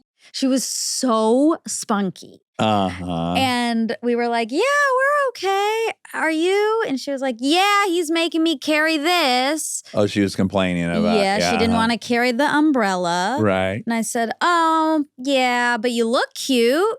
Nice. And she said, yeah, I got these glasses today. They came in the mail. Oh, what, she ordered them? Yeah. Oh, wow. They came in the mail. And then I felt, okay, then I felt bad. So she took them. I was like, oh my gosh, I love them so much. And she took them off and she was starting to clean them. Sure. And I was like, yeah, give them a little cleaning.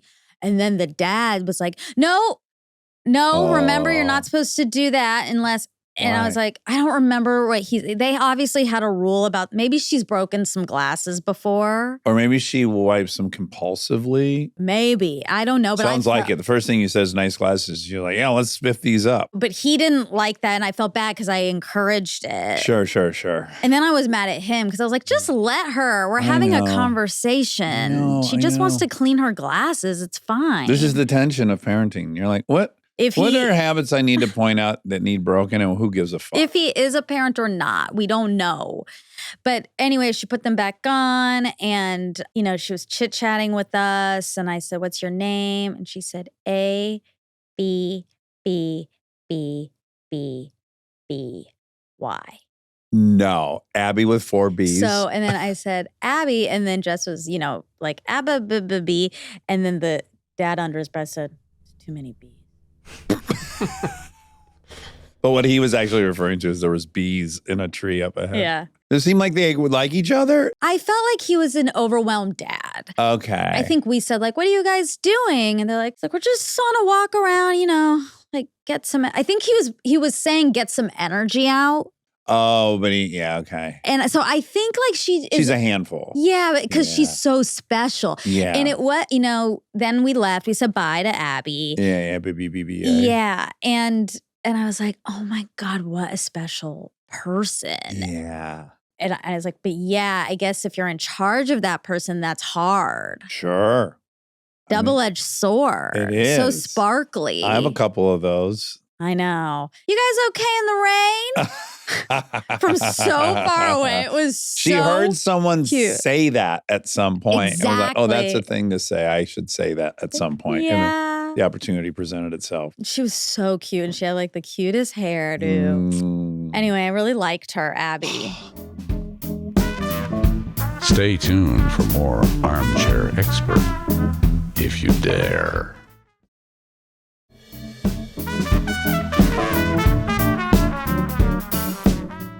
Speaking of cute, Yeah. I took my number one girl. I mean, Well, I have don't say that. I have two Yeah. number one girls, but I want to be able to say number one girl. But I have Oh. two number one girls. Okay. All right. Yeah. Well, I want to say something. I know, but say I'm just like, if sweetest, but- one of them heard that, they wouldn't like. I'm just telling you. No, that's why I said I have two number one girls. No one likes to hear that. Well, I do. That's unfortunate for them, but I have two number one girls. Okay. And I took the younger of the two number one girls to Sabrina Carpenter on Sunday. Yes. Oh, I'm like,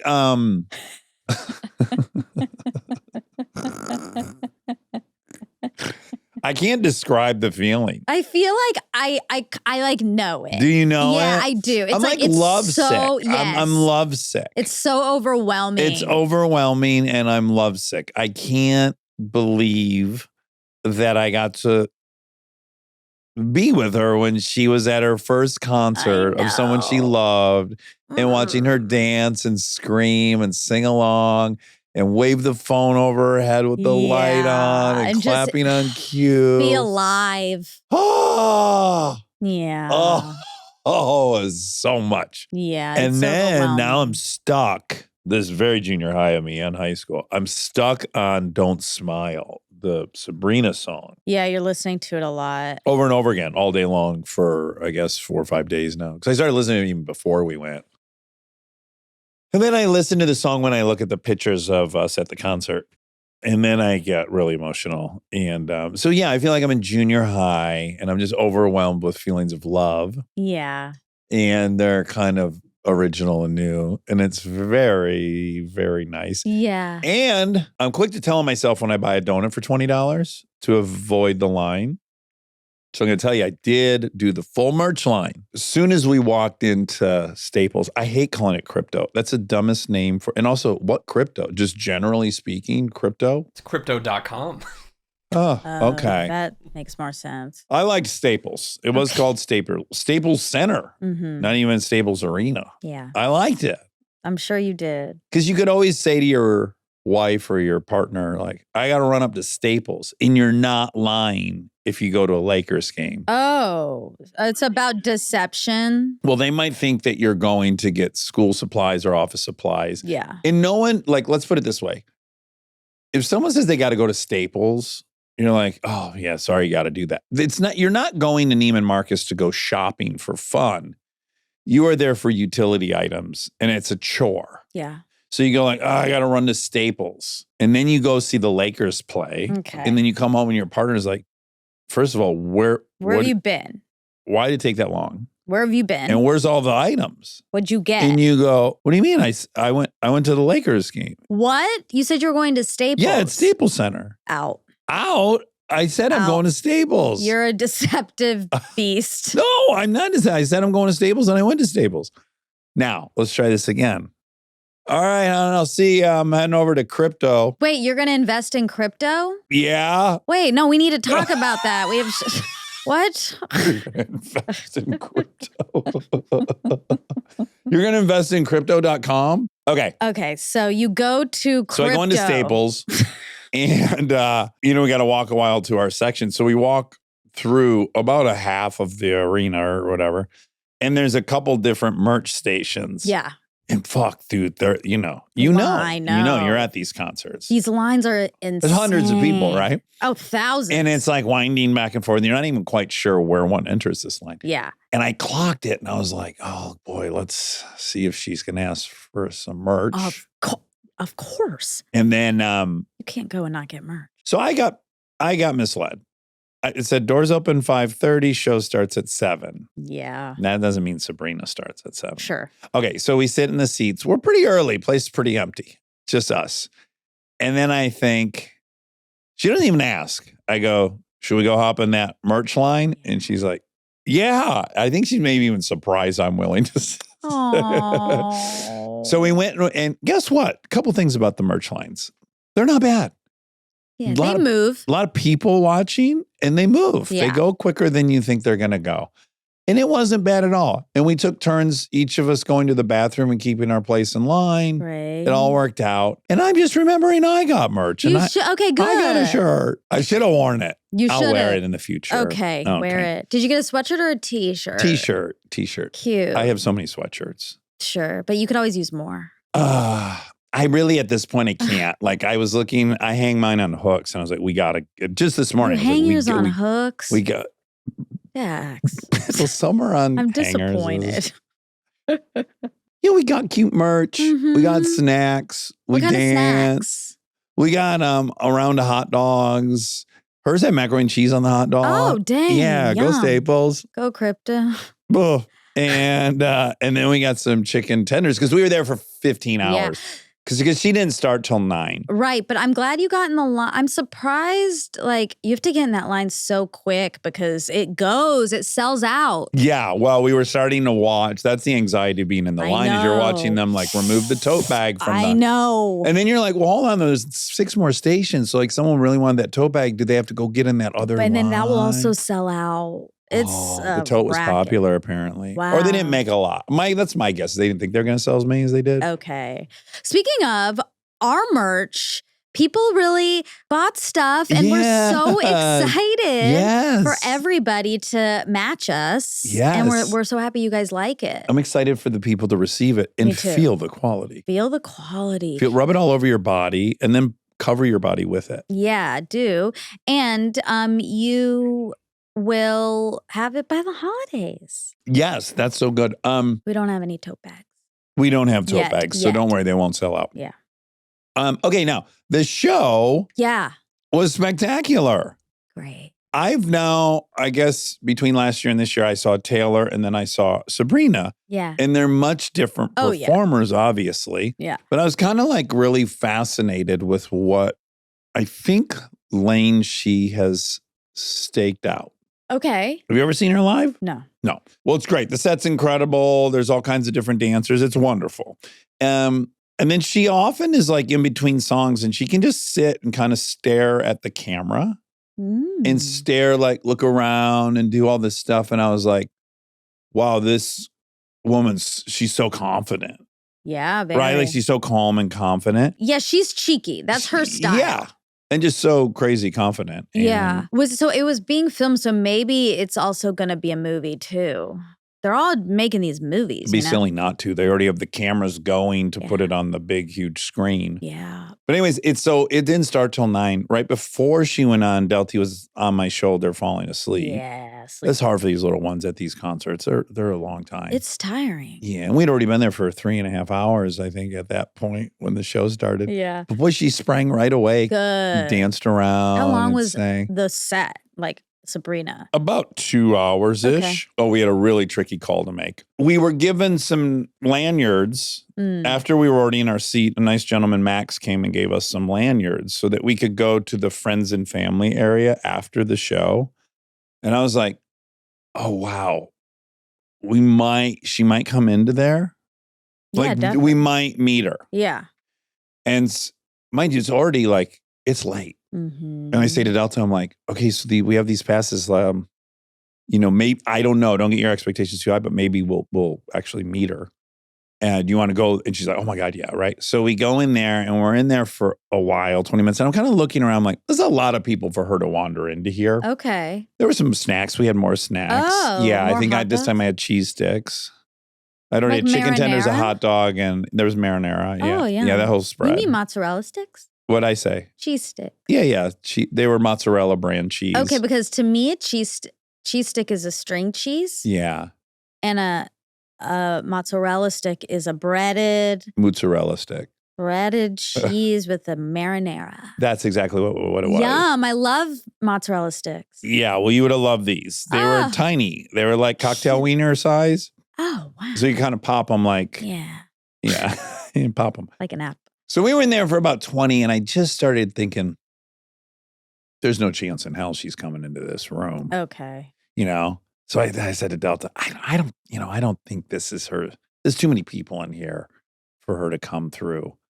And she's like, yeah. And I was pretty proud of her. She seemed to accept that outcome. Okay. If I were her, I might have been fighting for Please, let's just stay and wait and see. Yeah, like if I was seeing Billy Idol her age, if the notion that Billy Idol might have come out, I probably would have stuck around to the last person left just in case. Yeah, same. But yeah, so we did not get home till midnight. Yeah. School night. Yeah. Who did she arrest? Isn't she arresting people at these concerts? She put some cuffs on somebody for being too hot. We couldn't see from our side of the stage. They were on the opposite side of the stage. I saw brown hair. Oh, cool. That's good. They didn't give it to a blonde. I think she arrested Anne Hathaway once. She did. Yeah. Yeah. It was Dakota and Ellie Fanning. Oh, Dakota. That's who she arrested on Sunday? Yeah, the 16th, right? Yeah. Yeah. Oh, she arrests famous people. Yeah, that's why I said Anne Hathaway. Dakota and Elle? Yeah. They're blonde. Now you got are they both blonde? Mm-hmm. Maybe she arrested a brunette too.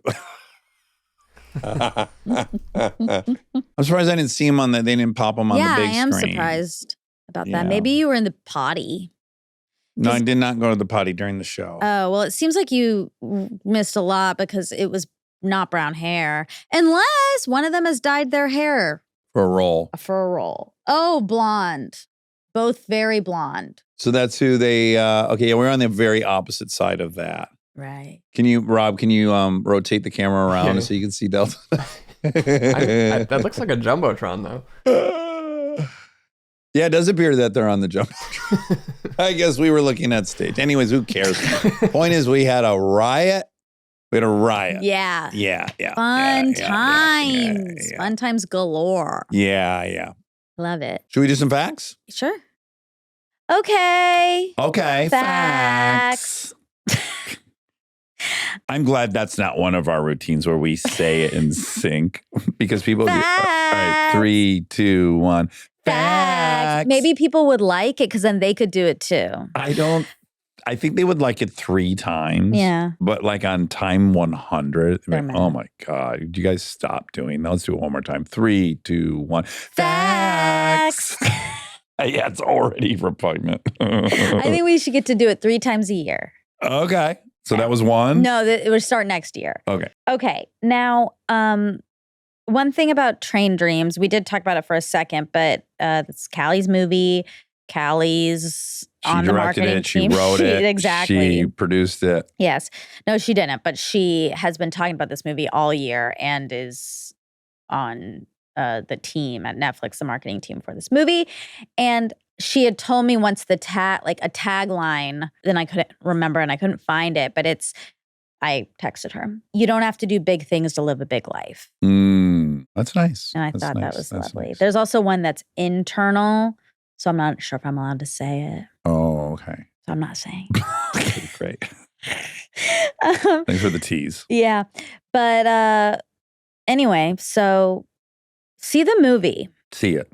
See the movie. Now, 3, 2, 1. facts. I almost forgot what it was. You did. You forgot your line. It's one word. Those are the hardest ones to They remember. are. We always talk about Yeah. that. Yeah. I think it came up in this I episode. think it did. Yeah. Okay, there really aren't many at all, Great. other than Callie's tagline. Again, Callie wrote, directed. Okay, what fell? Well, just my amber mug isn't keeping it warm. And I wondered, is that thing even plugged in, is what I wondered. Oh, shit. And then I explored because I have impulse control issues because I might be ADHD, but I Okay. don't know. I just had this conversation with someone, and we've had it before, and I just Hate when people self-diagnose. I hate But can it. I tell you you got to honor this, which is Gabor Mate said to me, have you ever been diagnosed? I mean, if there ever was a clue. It doesn't mean you're diagnosed, though. He probably just was like, maybe you have it, but that doesn't mean you do. I think he was like, oh, this motherfucker is ADHD.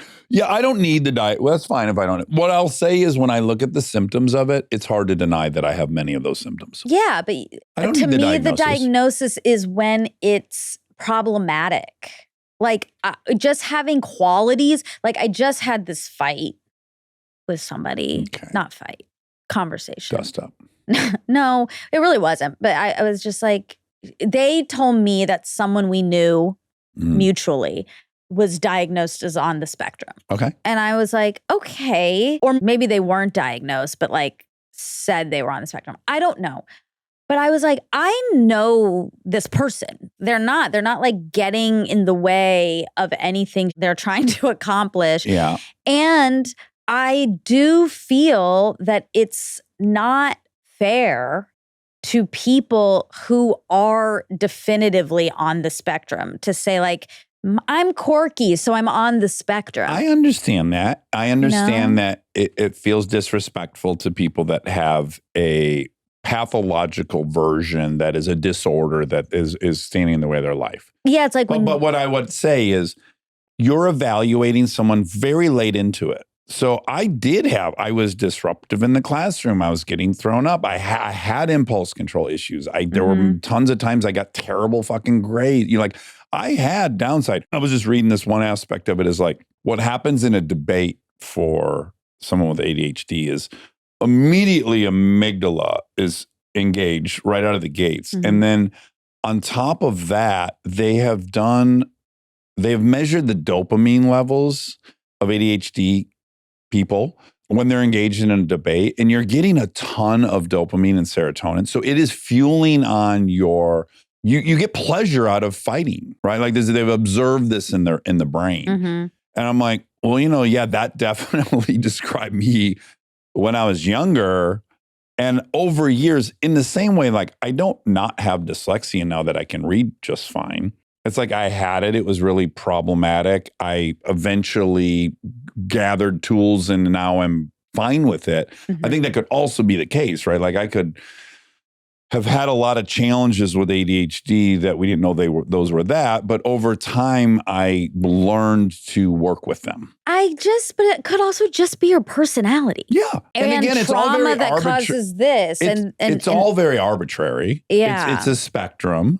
You can have ADHD at an 11 and you can have it at a 1. But then to me, I'm like, then it's just we all have it. And then where are you on the spectrum? But And I don't think that's fair.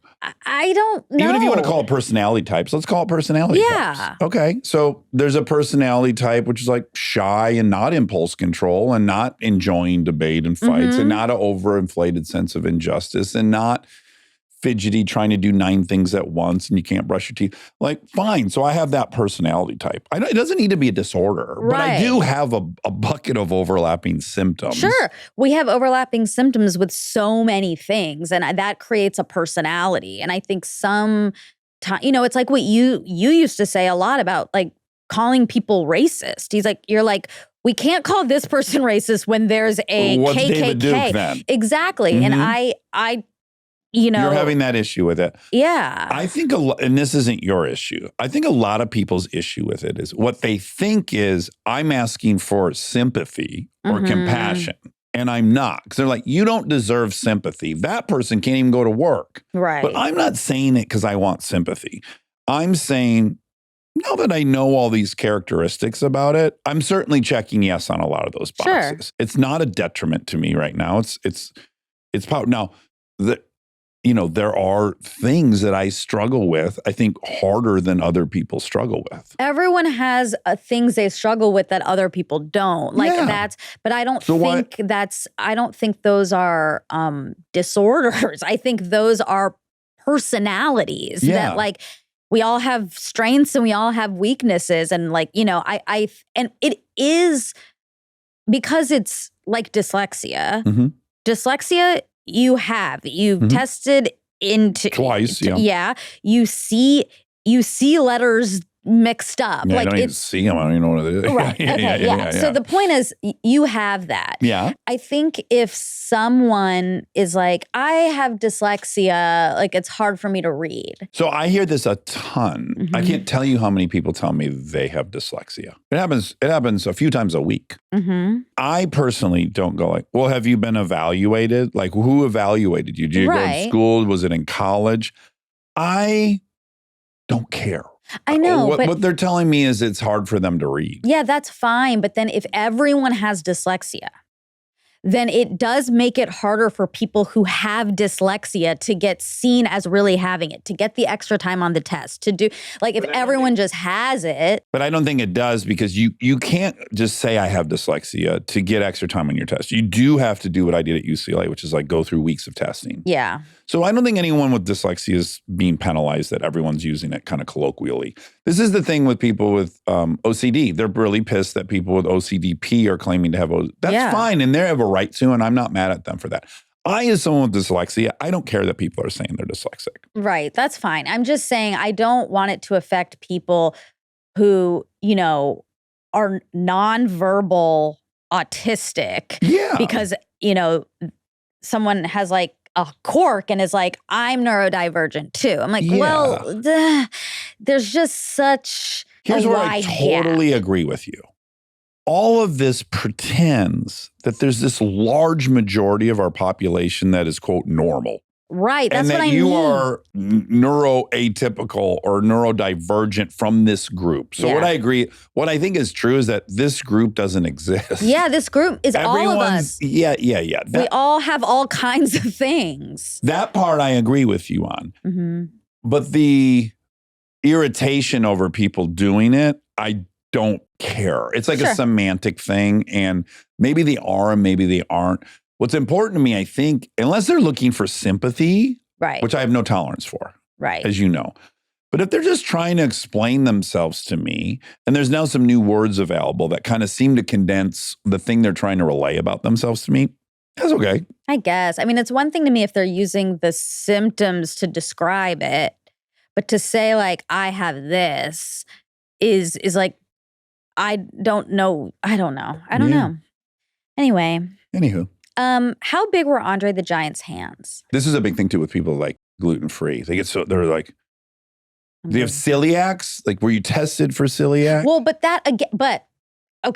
again, like, Callie has it. Yeah. She has celiac. Yeah. So when she tells the person at the server, she says, is it gluten-free? And they're like, yeah. She's like, okay, but she has to say, but I have celiac. So Right. can you please really double check and make sure? And then they're like, oh yeah, I'll check. Yeah. So it is a little bit of a thing that everyone's like, I'm gluten-free. This is all really funny, right? Because like I'm on the other side and it drives me insane. Because I asked, do you have gluten-free bread? And they go, do you have an allergy? Yeah, Like they need to know. They do need to know. It just gets so serious right away. Like they're not going to sell me something, right? Like they're afraid they're going to get sued. Yeah. And I'll be like, no. Yeah, so I'm like, no, I don't have an allergy. Are you sure? I'm like, no, No, I was like, well, what am I going to say? I have psoriatic arthritis. That if there is a bunch of gluten, my joints might hurt. I'm not going to go into anaphylactic shock and I won't get Crohn's over it. So no, it's not that big of a deal. Right. Relative to Callie. Yeah, I think yeah. But I understand why they have to be careful, probably because so many people just are like, I'm gluten-free. I bet people sue a lot. They said it was gluten-free and they got sick and then they sue. And it can be really dangerous for some people and others are like, my tummy hurts. Yeah. It's like, that's not the same. Right. So I do think checking is good. And we always like, just so you know, it's an allergy. It's the real And then thing. they always say like, let me double check. Yeah. So anyway, it's just, life's crazy. I think it's very common though. I think like what you and I are talking about, everyone talks about. Yeah, I me think, too. Yeah. I think people. I think they're all going to talk about it now that we talked about it. Okay, how big were Andre the Giant's hands? Hold on. But I just like, it's good to remember we're constantly on the same side of arguments with just simply a little bit different ingredients, right? sure. So like the way you get annoyed by that, I have been annoyed with you when you've said, I have cancer or whatever, the things you announced you have medically. Mm-hmm. And I'm like, you haven't gone to the doctor and been diagnosed, right? And I get really upset at you. I want you to like, don't think that you have that Right. until you've gone and they've told you. So I'm acknowledging I've been on the opposite side of this argument. Yeah. I'm just trying to acknowledge that. But I'm joking. If I've said I have cancer, which by the way, I don't think I have, because that actually would scare me to say. You would jinx you. Yeah. I don't think I do that. But you have thought you had a lot of different things over the years. I've thought I've had things, but I'm not serious if I'm like, I have a tumor. Like I know if I really thought I did, I would of course go get it checked out. Right. So that's me being like hyperbolic and like it's a funny thing. But apparently it's not. No, you remember that I've been upset with you saying you have things, right? I know, but yeah, you do sometimes because I'm like, oh, my like back hurts. And it does hurt. I think I have blank. Or be like, it's either period or I have like a kidney thing. Yeah. And then you're like, you need to get it looked at. And I'm already like, I'm just trying to own that I've been on your side of this argument we just had, this chat we just had. I know, but I think it's a little different because I'm not claiming to have a pathology. What's funny is, and I do think this is interesting, me and you did feel the same way about ADHD at one point. You used to think this. I still think that ADHD has taken over social media and now we all think we have it. And you even said there was a specific person that said they had it and you were like, so annoyed by it. And as I was too. And now you think you have it and you're doing the same thing this person did. I am. So I think that's funny. I am, yeah. And I don't think anyone needs to feel bad for me or I have a handicap. No. I just think I have a ton of the things on the list. Sure. It's a great personality. But again, we're making an arbitrary distinction between a personality and a disorder. And a pathology. Yeah, that's my whole point. But again, we're still just talking about how someone is. But there's medication and stuff. There's some line we go, okay, so you're getting a C. Like there is, right? They're drawing a line and they're going to decide on this side of the line is a pathology, on this side it's not. Mm-hmm. And that's just decided by people. Doctors should be, Yeah. But it's not a test. No. It's like depression. You're not discovering in your DNA, here's the loci for this condition. Yeah. It's still a diagnosis that is arbitrary in nature. I just think it should be you should be diagnosed if it requires change, different like medicine, whatever. I mean, I guess this is sort of back to that awesome guest we had on who was talking about overdiagnosis. Oh, yeah, from England. Yeah. She was great. How big were Andre the Giant's hands? This is the third time I've said it. Okay. 16 inches long from wrist to fingertip. From wrist to fingertip. Boy, I wish I had a tape measure right now. I mean, imagine a full ruler. Well, how about this? My shoes is 12 inches. Okay, so that's like a ruler. So we're going to here. Then, well, first of all, what if just that was I my know. hand? Hi, Monica. I know. Now we're going to go 4 inches past that. Yeah. Holy smokes. Enormous. This immense size allowed him to palm a basketball with ease and made him comparable in size to a silverback gorilla. Okay, the only other fact is that we talk about AI and he wanted to see a dog giving a lecture. Like he asked. Oh, right. You know, he designed that. And when I was at Charlie's house for the Dodgers game, he has an app on his phone. I guess it's in like development. And he took we put it in front of my face and I just turned right and left. And then I just said 3 numbers. Okay. That was it. Yeah. And then he said, have Monica running on a beach and yelling at a dog. No. And it's so good. It is? Yes. Oh my godness. And then he was doing a lot of those, like me complaining at a restaurant. And I was like, you could really take me out. Yeah. Maybe it'll swing in the other way because if you can't trust if that's real, then it's just like, nothing matters. Yeah. No holds barred. Yeah. You can always just go, as AI. That was AI. Yeah. Wasn't me. Yeah.